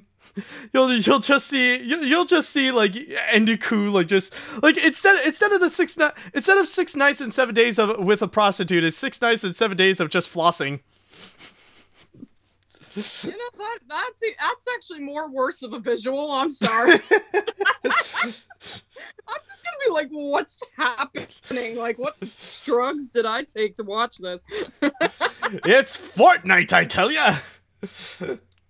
Yeah, so you might as well just put that as the logo. It's Fortnite, I tell ya. Have fun watching Gilgamesh. Gilgamesh, it's Fortnite, I tell ya. That's just wrong. All right, I'll go and read one more comment before we jump into the next story. Let's see. Keep in mind, I know absolutely nothing about Fortnite, so I'm just going to judge the trailer for what it is before deciding on seeing the film. It does remind me a bit of Star Wars Clone Wars with its style. If they are going with this style, then I'm all in for it, but I think the animation could use a bit more polish. I do hope it introduces a lot more new mythical creatures in unique ways, at least visually. Both Clash of the Titans 1981 and 2010 have done that well. 2010, that is massively debatable. I wouldn't say yes to that. Even if the latter was not good.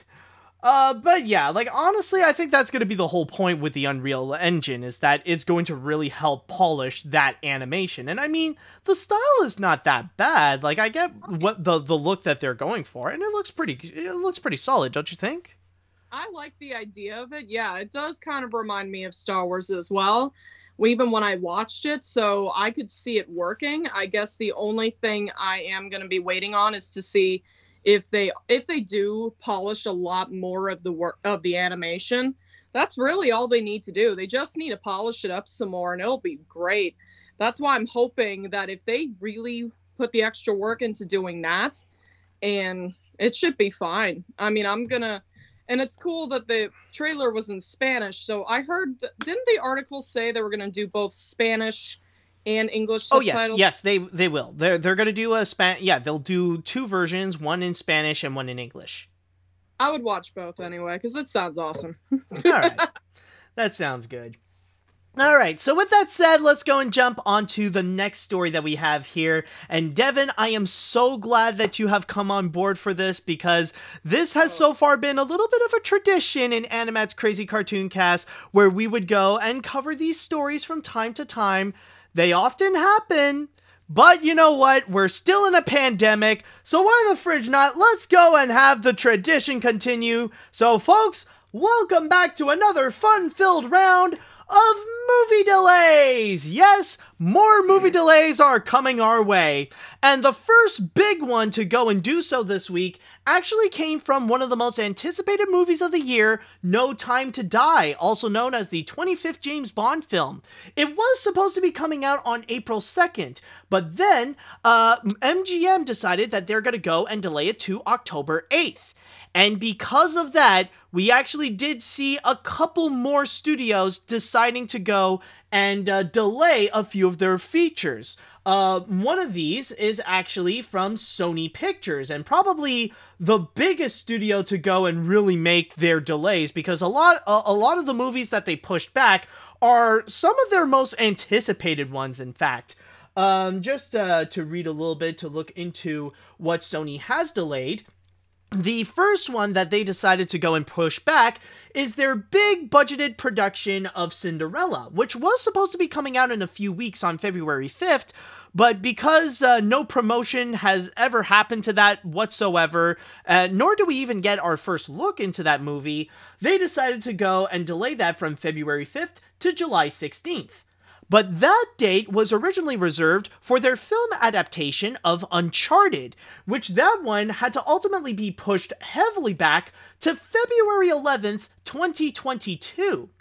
At the same time, they've also delayed a few more of their features, including Peter Rabbit 2 The Runaway, which originally was supposed to be for April 2nd, right on time around Easter season, but they decided to go and push that one onto June 11th.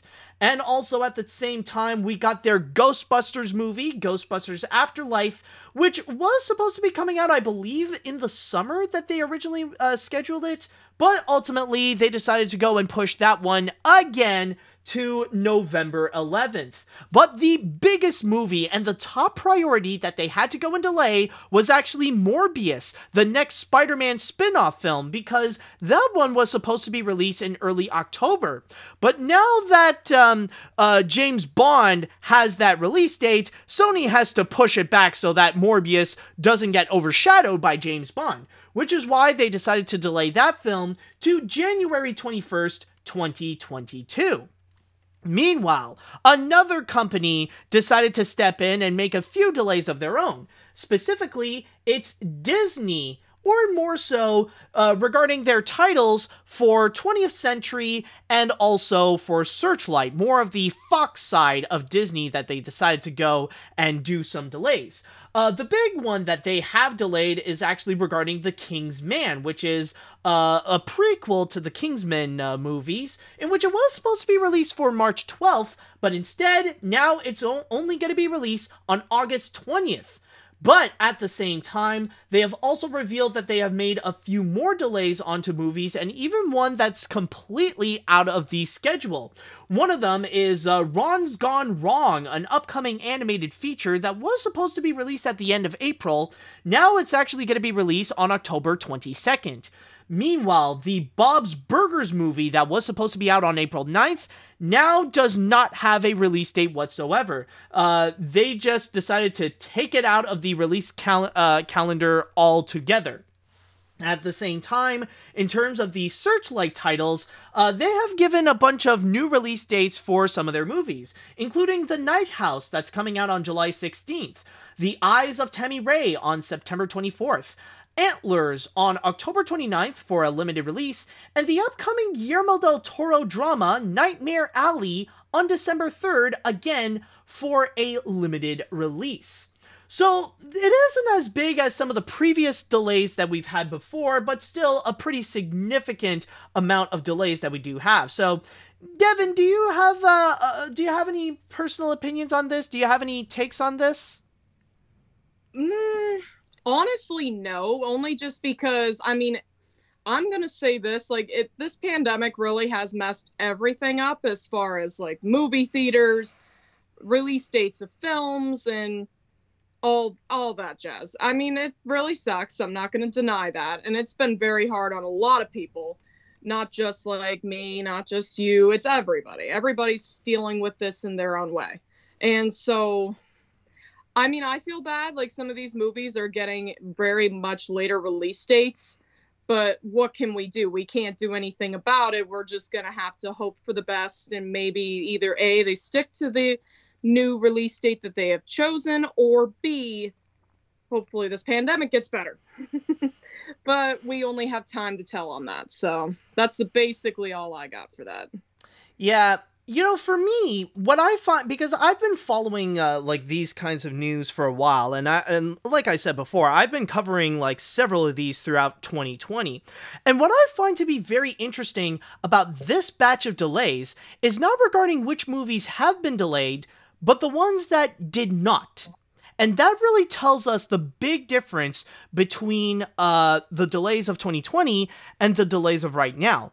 Because right now, we are seeing a lot of studios that are pretty much comfortable with the setup that they have and ready to go. Like a good example, you may notice that one studio that did not delay anything is Warner Brothers.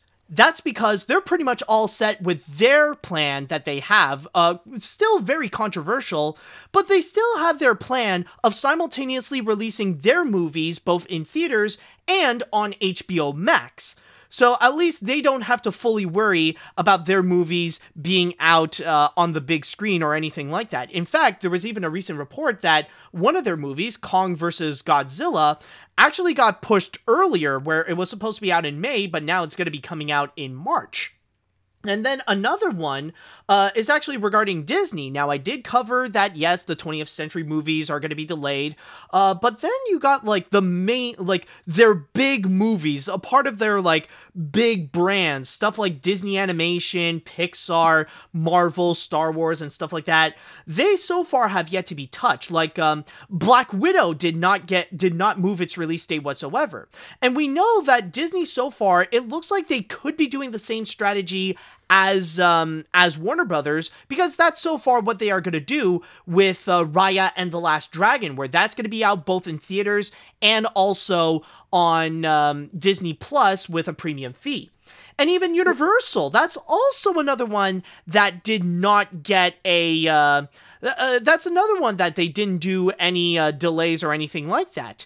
Mainly because they got their strategy of releasing their theaters exclusively in there for about 3 weekends or so. And then after that, they can go and release their movies on digital. So they got their plan with that one. So honestly, I do find it very interesting about the ones that did not specifically get delayed. And so far, it seems, and like, debatably, we could say kind of the same thing with Paramount as well, considering recently they did reveal in March they're going to have Paramount Plus coming out. So we could see Paramount doing the same thing, where they're going to go and release some movies in theaters, and then they're also going to go and release them on Paramount Plus or even sell them to Netflix. But at the same time, we are also seeing, but then again, like, it's not necessarily going to stop them from doing delays. So far, the only major studio that is doing like a bunch of these delays is Sony Pictures. And that's because they don't have their own streaming service. In fact, they're probably the only studio so far that doesn't even, that doesn't either have a full-on plan of what to do with their movies in connection to cinemas, or have their own streaming service to go and distribute their movies. Yeah, I think that's the thing, because, like, yeah, you're right, because a lot of the Disney movies, Disney Plus, they're practically just saying, hey, go get a subscription for Disney Plus. You will get new movies, you will get old shows, you'll get all kinds of stuff. And then once Disney Plus happened, and, well, Netflix kind of started this all with the streaming services, and all these other ones came partly due to the pandemic, partly other reasons, but it's just interesting. It's a give or take situation. Do you really, like, are your theaters open? If they are not, you have the streaming services available. So that's all I could really, I don't have a lot on this subject, so... No, it's fine, but it's still an interesting subject to just go and talk about. But for me, what I feel like is a major highlight is just like the ones that are not necessarily delayed, and kind of the ones that are, where now like a whole bunch of like, so like technically the big thing is just the fact that we're seeing like the Sony movies being delayed, mainly because what we just saw with No Time to Die being delayed too. But it's also, but I also want to add that there is like a bit of a concern that like Sony shouldn't, I just want to say right now, Sony shouldn't really be doing this, because eventually this could be a strategy that could ultimately screw them over. Like, if they're not gonna, like, if their plan is just continuously delaying their movies like this, then honestly, yeah, this is really going to bite them in the butt in the future. I'm just going to say that right now. Yeah, that's true, because unfortunately, yeah, like all these other studios have these streaming services, and they're all ready for, because who knows, like I said, the pandemic is so unpredictable, we just don't know, unfortunately, and it's all going to depend on a lot of circumstances. So if Sony keeps doing this and they don't come up with some form of a plan, yeah, who knows how much longer the studio is going to thrive. Yeah, that's the unfortunate reality that we have to face. Like, so far, it's just Sony that's like continuously doing this, and the more that they stay dependent on movie theaters, the more that they're going to go down with movie theaters. And unfortunately, when it comes to this pandemic, we know, like, one harsh reality that I do need to state is that I'm going to say this right now. For the rest of even though we started 2021, it's still going to happen that for the rest of the year, we still got to follow the CDC guidelines. We still got to go, like, even if we get our vaccines, we'll still have to wear masks. We still have to go and practice social distancing. And especially non-essential services, they still got to stay within limited, they still got to keep limited capacity. Like, trust me, movie theaters, like, they won't have their business back to normal for another few years. Like, maybe not until, like, 2023 or something like that. So yeah, like, even in the long run, movie theaters are going to have a massive blow. And the more you're going to stay dependent on movie theaters, the more that you're going to go and sink along with that ship. And that's unfortunately what we could be seeing with Sony Pictures, especially when their biggest movies of last year are now being heavily pushed back to the end of 2021 and 2022. Like, it's going to be down to the point where they're going to keep continuously delaying it, where people are just not going to be that interested in them anymore. Like, especially when it comes to stuff like Mobius and Ghostbusters, where, like, even nowadays, people seem a little bit iffy on them. And the more that they push them back, the more it's just going to feel like that long wait is not really going to be that worth it. Yeah. So I guess we'll just have to see. Everything is a what-if scenario, and that's all we can really do at this point. It's the unfortunate unpredictability of the pandemic. And so far, when it comes to some studios like Warner Brothers, Universal, and Disney, they got their plan going on. But then you got some like MGM and Sony, they still rely on continuously delaying, hoping that maybe one day movie theaters are gonna make a comeback, which I don't think it's gonna happen for a long, long time. I don't either. I'm hoping these studios do come up with a plan of, I know a lot of people complain that there's too many streaming services already, but you got to factor the fact that these studios need to make money somehow. I mean, I don't get nearly as mad about that, because I'm just like, who cares? What can you do at this point? And it's not like we have control of anything. Or, like, I've seen ridiculous people get mad over prices of, like, well, I work at Burger King. People get mad that you have to add cheese and it's extra. And I'm like, you realize that this is a business, right? Like, I don't feel, like, if you don't realize that, I'm sorry for your loss. But that's the reality of it. A business has to run, and you can't control what they decide to do. That's their choice. You just have to either accept it or don't even get it. Pure and simple. That's just how I feel. Yeah, you do bring up a good point. I mean, like, at this point, yeah, I know we have so many different streaming services, but that's unfortunately the business that we are in right now. And right now, streaming services are the most viable way of consuming entertainment, more so than movie theaters or even cable television. So really, what else? Like, they don't have any other options. It's just that these companies are just following the money, and especially with the way that Netflix is really succeeding in the platform, they're hoping that they could also go and really capitalize on it. We know Disney is doing a great job with it. HBO Max, well, they're taking some time, but they're picking up in the rear. But the others, well, like, honestly, we'll have to wait and see, like, who survives the streaming wars. Yeah, it's a huge what-if scenario. That's the world we live in. Everything is a what-if scenario.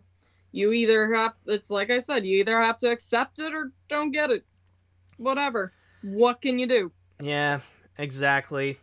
So with that said, I'd like to go into the chat wall right now, and I would like to ask you all, how do you feel about more of these movie delays? Is there a movie in particular that you're disappointed that got delayed? Or how do you feel at this point about, like, is it even worth keep on delaying these movies? Let me know what you think about this. Okay, let's see. Why am I not surprised? At this point, I think movie studios need to adapt to the pandemic. In terms of delays, I'm shocked Disney did not delay Black Widow again, but there are rumors that it could go to Disney+. Also, I am wondering why did Sony delay Morbius to January 2022, but not delay Venom Let There Be Carnage, considering that it is still set to be released at the end of June? That is a good point, actually. Honestly, yeah, I got nothing. I don't know. I don't know. Maybe it is still going to be set for June, but then again, we haven't really heard much of it, so... Like, we haven't even heard, like, is the production even still happening on that movie? Because, so far, I really don't know. Like, maybe they'll still keep it for that, but it is true that we haven't really heard much news about Venom 2, so maybe, like, later in the future, Sony will do something about that. Let's see, what else do we got here? In all fairness, the year felt a little naked without this kind of news. Some of the delays were 100% justifiable, like with the Bob's Burgers movie, and especially Cinderella, where I don't think they could have made their deadline. But as for No Time to Die, let me just say this is way too much time to die. 0 out of 10. Where's my refund? False advertising. My God, this dude brought up a very, very good point, actually. It is true, like, technically, when it comes to, technically, how ironic is it with No Time to Die, and yet it's been so delayed for so long? Like, no, they got plenty of time to die, that's the thing. Let's see now. What else do we have here? This is a really great idea, and also the most stupidest idea ever. The stupidest idea ever. Movies like Uncharted, he goes back, they should be delayed to make theaters, or they should be seen within movies, like with Peter Rabbit said that the Netflix made a Netflix exclusive and call it a day. You know what I mean. It's about priorities, which movies are worth staying in theaters, and what movies could go into streaming but with Netflix. But what do you think? That is true there. Let's see. I'll probably just read one more before we jump into the final story now. Now, let's see. It sucks that we are still in a pandemic and that studios have to keep delaying their films again or put them onto PVOD, but since Joe Biden is now the president and he's taking COVID very seriously, but maybe this could get better by late 2021. And you forgot to mention that Paramount also delayed A Quiet Place Part 2 again last night on September 17th, 2021. Yeah, well, that's just like one movie and that's it. That's not like a list of movies. But it is true, yeah, like A Quiet Place 2 did get delayed again. Okay. And now it is time that we shall go and end this off with the grand finale of this. And the reason why I put the movie delays here is because it actually does connect to the final story that we do have, specifically regarding Sony. Because we did talk a lot about Sony Pictures delaying a lot of their movies, but they do seem to have a bit of a different strategy, especially when it comes to their animated films. Because we did hear the news about one movie being pushed onto Netflix from Sony, but now it seems like we got another one with Connected. Yes, Netflix has officially announced that they have officially purchased Connected, which they decided to go and revert it back to its original title, The Mitchells vs. the Machines. And apparently the reason why they went and did this, there is no confirmation to it, but the most logical explanation is actually because Netflix already has a documentary series that is called Connected, so probably they just wanted to switch the title to avoid confusion. But yes, it has been reported that apparently Netflix did go out and actually purchase The Mitchells vs. the Machines from Sony Pictures Animation. And it is stated here, to go into specific details about the whole deal, reading from my source here on Variety, it actually states, the deal, which excludes China, was reportedly hammered out for more than $100 million.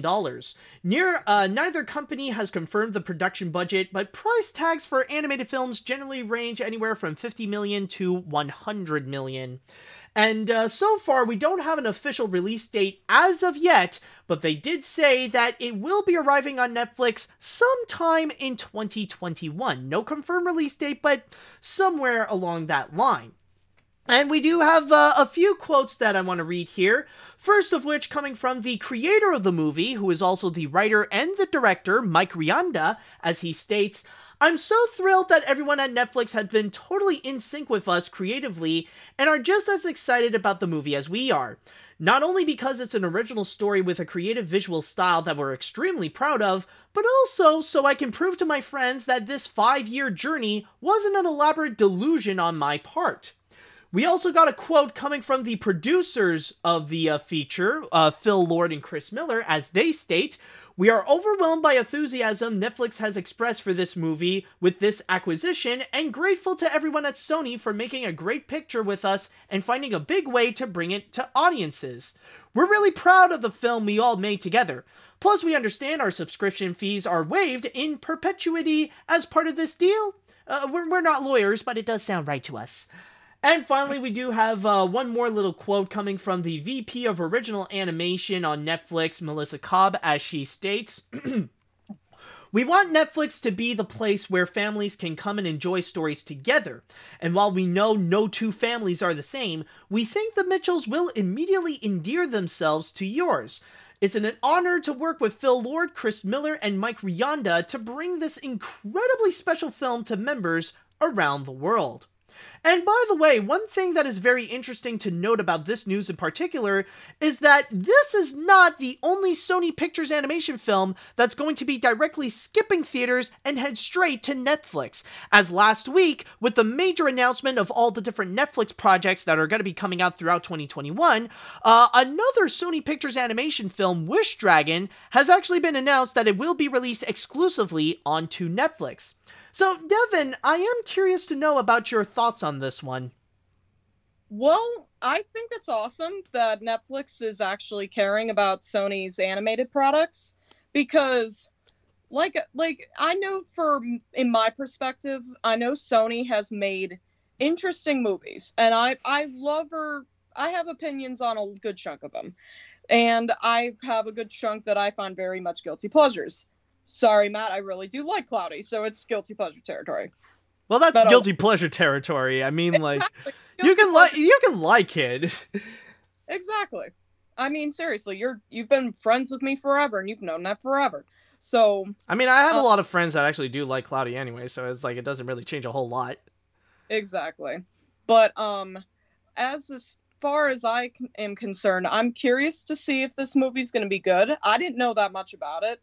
All I knew was that they were sending it over to Netflix, and I'm excited. I think Netflix is definitely going to have a good audience for their movies, and I think if Sony is smart, they could just send their animated products over to Netflix, because that's where everyone is kind of going right now with these streaming services. And maybe, yeah, they'll lose revenue from the loss of the movie theaters, but they'll still get these movies out somewhere. And Netflix seems very determined to actually try to compete with like Disney as far as animated features and stuff like that. So whether it's creating their own or buying from other studios or whatever. So, I mean, who knows? I'm curious and to see if this movie's going to be good, and let's just hope for the best. That's really, I'm hoping it's going to be good. Yeah, I will say, though, that when it comes to the movie itself, I am curious to see it. I'm not putting too high hopes on it, mainly because of the trailer. I mean, like, this is not to knock against the movie or anything like that, but let's be honest, like, I'm not a huge fan of the trailer because it did reveal a bit too much. It basically summarized the whole movie in just 2 minutes, so hopefully maybe it will have a bit more surprises, but, you know, the tone does seem interesting, and, like, of course, the visual style is definitely unique, and it is pretty cool, so, you know, I'll definitely keep my eye out for it. Like, I'm not expecting it to be, like, the best animated movie of the year, but, you know, it looks kind of fun. It looks like it'll be enjoyable. But that's just on my thoughts. Also, I just want to add, like, I know I'm in the minority on this, but I just want to say that I'm not really a fan of changing back the title to The Mitchells versus the Machines. I honestly do prefer Connected, and I know there is a stigma against, like, these one-word titles nowadays, But for me, it's not, it's not really the fact that, like, oh, I prefer the one-word titles and stuff like that. Like, I do get where they're going with connected as a title. But for me, I just find The Mitchells versus the Machines to be kind of tacky. I don't know, but that's just me. That's just with the title, so whatever.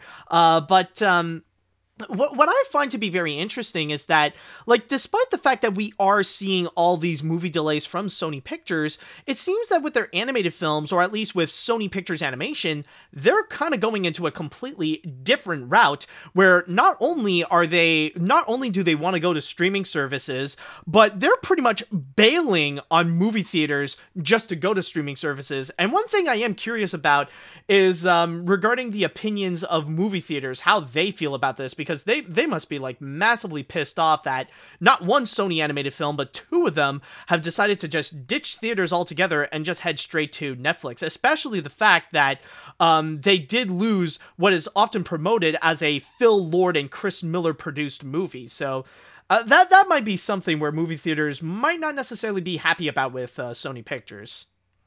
Yeah, we just don't know. And unfortunately, I mean, I'm more excited for the producers and everybody that worked hard on this movie. It's unfortunately hard. You can't please everybody with the decisions that you decide to do. And that's just the basis of all this. It's unfortunate, but we have to get the movie out somehow. And if this is the best way they're going to get the movie out, then I say go for it. Mm-hmm. That's all you can do. Yeah, like Like, I can imagine, like, movie theaters are going to be pissed, but honestly, I am actually on the side of Sony Animation for them to actually release it on Netflix, because at least they can release it. And from what I've heard, The Mitchells versus the Machines has been finished like months ago. Like, that movie was already complete. They just need to find a way to actually go and distribute it. And if it has to be Netflix and fully skipping theaters, then so be it. Also, I just want to add on a side note, just like a quick thing, that for me personally, maybe the director himself doesn't really mind that much, but I kind of do feel sorry for Mike Rianda that the press is kind of stealing his thunder, and they're kind of crediting Phil Lord and Chris Miller more as their movie. Like, you look into the title, like, if you look at the title of this Variety article, they actually label it as a Lord and Miller animated film. And, like, you do see that with other places, like with a Deadline and The Hollywood Reporter and stuff like that, where they label it more as a Phil Lord and Chris Miller movie, more so than Mike Rianda. Especially the fact that with this movie in particular, Mike did state that this is a personal story of his. He's the one that wrote it. He's the one that actually directed. He's the one that really worked the hardest on this movie, and yet the media is kind of giving Lord and Miller all the credit. It's a little bit like what they have previously done with Spider-Man Into the Spider-Verse, where despite the fact that there were, like, literally 3 directors that worked on that film, most of the credit was actually given to just Lord and Miller, and that's it. I don't know, maybe it's just me, maybe, like, I'm not fully blaming Lord and Miller on that, but I do feel like those two are getting more credit than they do deserve on some projects. See, here's the thing. This isn't an abnormal thing. Think about it. Think about it. One movie I can think of that has this same issue that nobody thinks of is Nightmare Before Christmas. Everybody says that's a Tim Burton movie. Did he direct it? No. Henry Selick did. That is true. You do bring up a good point, but then again, that's also really debatable, because then again, Tim Burton is the one that is said to be the creator of The Nightmare Before Christmas. He's the one that thought up of the ideas of the characters and stuff like that. So it's not inaccurate to call it Tim Burton's The Nightmare Before Christmas. But with the case of the Mitchells and the Mitchells versus the Machines, however, this is Mike Rianda's idea, like, purely 100%.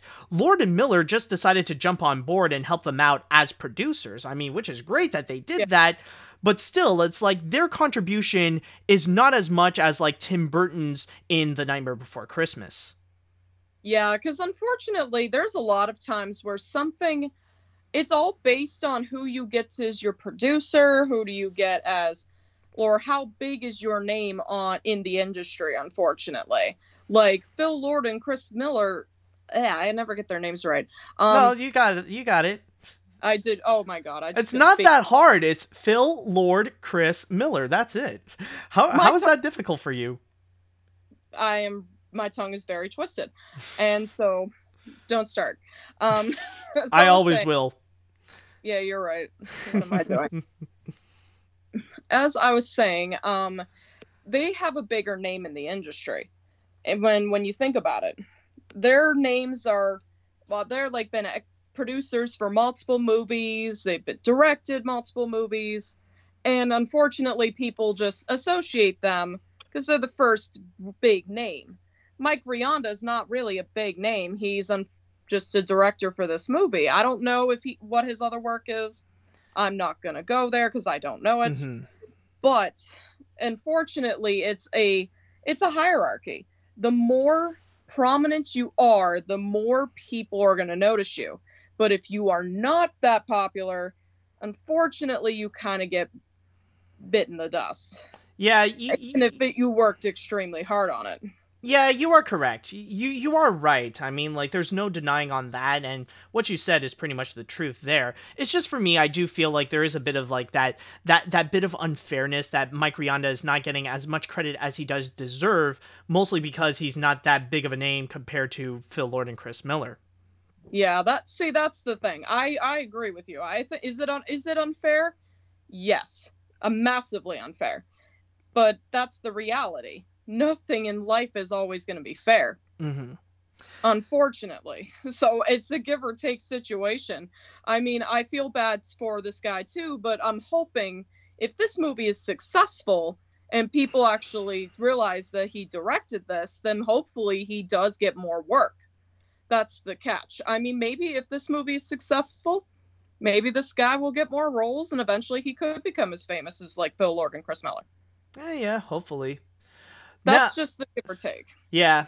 But I think we are getting a little bit sidetracked, and there is something, however, that I do want to ask, and this is like probably the $1 million question of this story. It's regarding the fact that now we have seen that not just it's not just the Mitchells versus the Machines, but also with Wish Dragon, both of them decided to go and skip theaters altogether and decided to go straight onto Netflix. Now, the thing is, though, is that when it comes to Sony Pictures Animation, they still have a few more movies that they have in store. They actually got a whole bunch. Specifically, there is Vivo, which is the Lin-Manuel Miranda musical, and Hotel Transylvania 4. What I would like to know from you, Devon, is, do you think that with the rest of Sony Animation's animated movies, do you think that they're just going to go and sell them off to Netflix? Do you think that they're going to do the same thing with the Mitchells and Wish Dragon, and those movies are just going to skip theaters altogether, and they're just going to go and sell them straight to Netflix? Okay. Vivo, I would say yes. Hotel Transylvania, I'm not sure. Because Hotel Transylvania, all the other movies were released into theaters. And you know how big of it's a big franchise, and it's very popular. So I don't think that movie is going to skip theaters because of how big the other movies were. And I think Vivo, yes, because it's such an original idea, they'll probably just send it off just to get it out there. But I think, in my mind, I don't think they're going to do that with Hotel Transylvania 4, but we'll see. I mean, maybe I could be dead wrong, but I don't think so, no. Not for that movie. Interesting.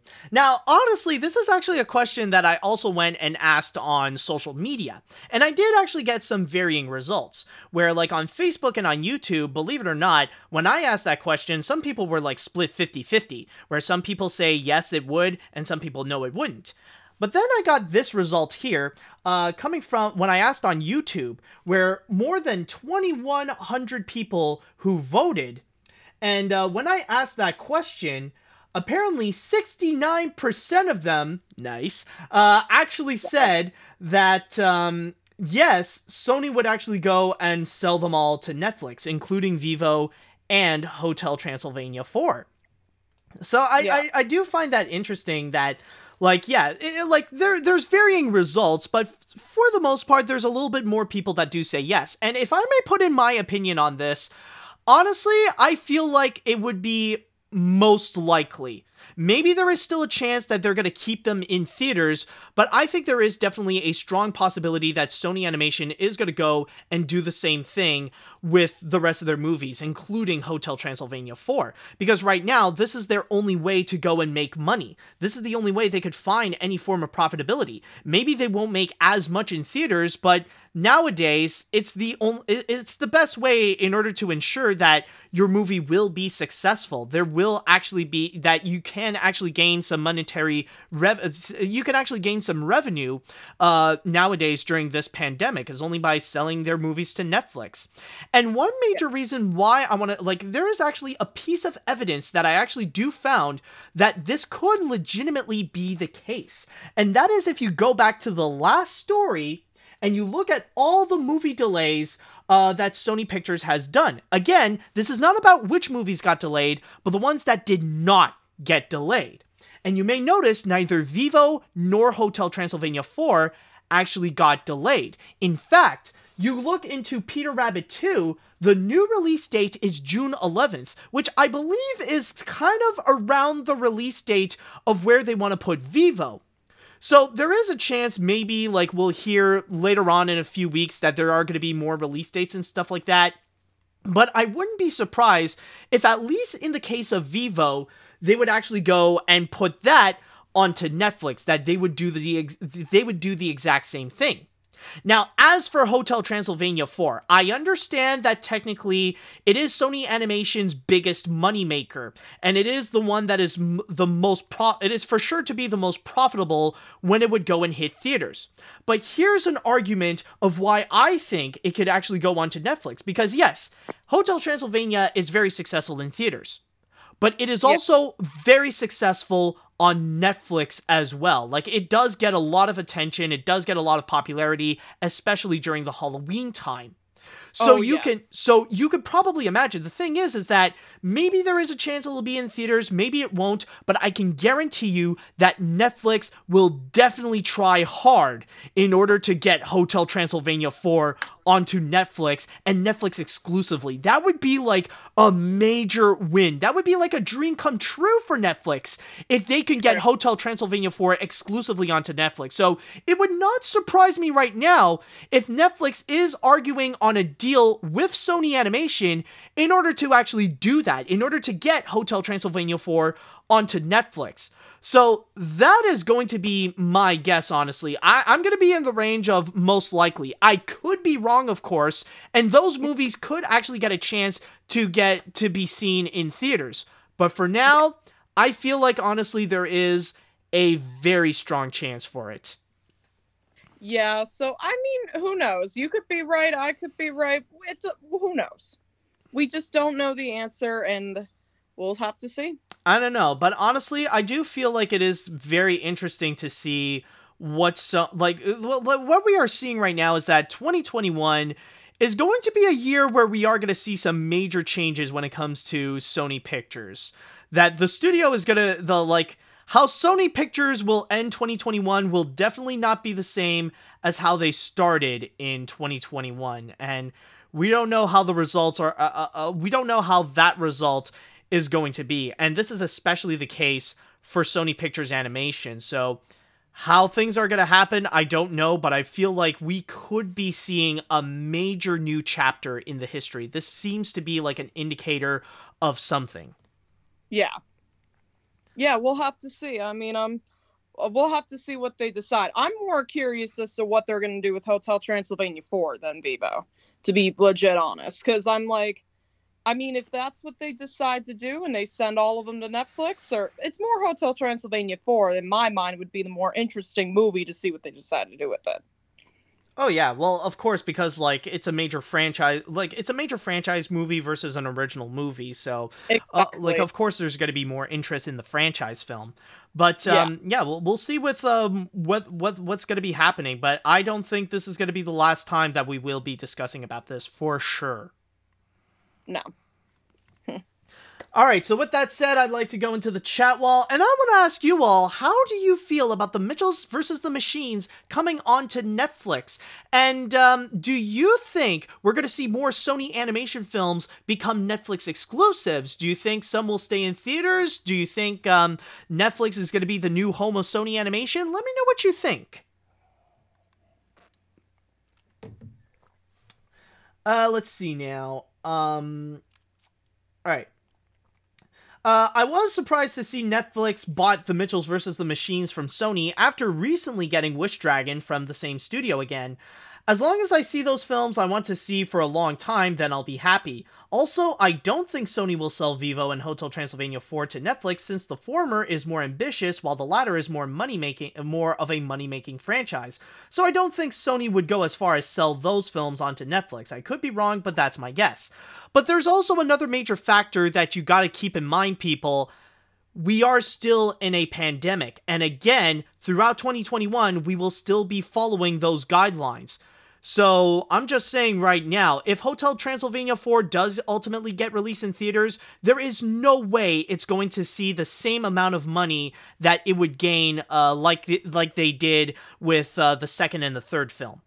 So that's also something that you got to keep in mind. It's the pandemic, and that even in 2021, things are not going to be back to normal immediately. And if they do release them in theaters, they're not going to get the same amount of money as they used to. Let's see, what else do we got here? I was already interested in checking this film out. The concept and the art style does look interesting to me, so I was already interested in the film. So now that it's coming to Netflix, I'm very looking forward to see this. Although I do think that Connected is a much better title, I don't care if it's not an official title, that's what I'm going to be calling it. Still waiting for the other Sony films to go to Netflix. Exactly, and I mean, at this point, like, this is the only way Sony can actually make revenue. I mean, I'm kind of surprised that they're still refusing to do so with their other movies like Morbius or Ghostbusters or even Cinderella. Like, that's going to be something that they should consider to do a little bit more often, especially nowadays, when they're probably losing money, like, ridiculously rapidly. Let's see now. I think it's for the best, considering how Sony does not have a streaming service like other companies. They have no choice to make a deal, but to make a deal with Netflix. Also, I do think Sony might put some of their other animated films onto Netflix, like Peter Rabbit 2. Also, if this is successful, do you think Sony Pictures will considering putting their bigger movies onto Netflix, like Morbius, Ghostbusters Afterlife, and Venom Let There Be Carnage? I don't think this year, because they're still committed to just delaying their movies, but if things don't change by 2022, then I don't think they would have any other option. That, or they're still gonna be naively committed to movie theaters, and we're gonna see some serious damage to the studio. That's my prediction. Let's see. Yeah, this is pretty much the best choice to do with this movie, and while I don't have any problems with one-word titles, I do prefer The Mitchells vs. the Machines over Connected. Though I think that since we have so little word about this movie, some people might have lost interest in this film. I do still find it funny that how the whole story starts out like a wholesome family trip movie, and then suddenly the robots pretty much said, "So anyways, I started blasting." Yeah, pretty much. A humble family flick about, like, being together and stuff like that has now been ruined by the robot overlords of streaming services, of course. Let's see, what else do we got here? Oh, I might as well read one more comment I'll go and read one more comment. Where do we got? Okay, how about this now? What? Am I awake? Oh yeah, the Mitchells, yeah. Okay, with this film... That's literally what the comment wrote. It's not just me. With this film and Wish Dragon on Netflix, it's now up to Vivo and Hotel Transylvania 4 and the Spider-Verse sequel to either stay or stream.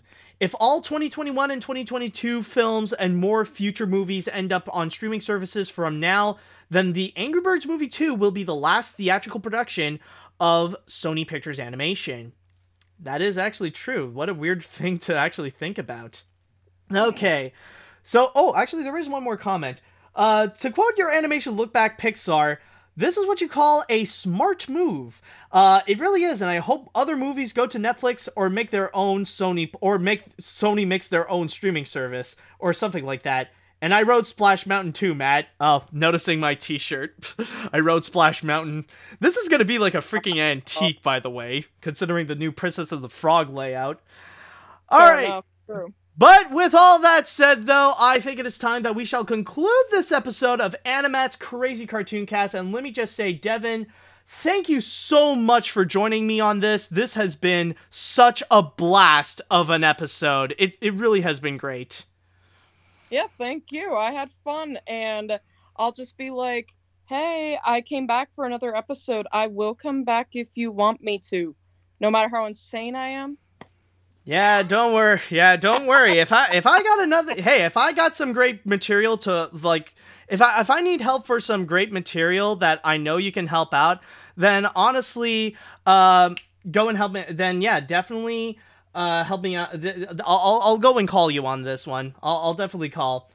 So, with that said and done, I would like to say thank you all so much for watching, and thank you all so much for listening, and tune in next time for more great stories that we will go and cover on AniMat's Crazy Cartoon Cast. And with all that said and done, see you later, dudes! Bye, guys.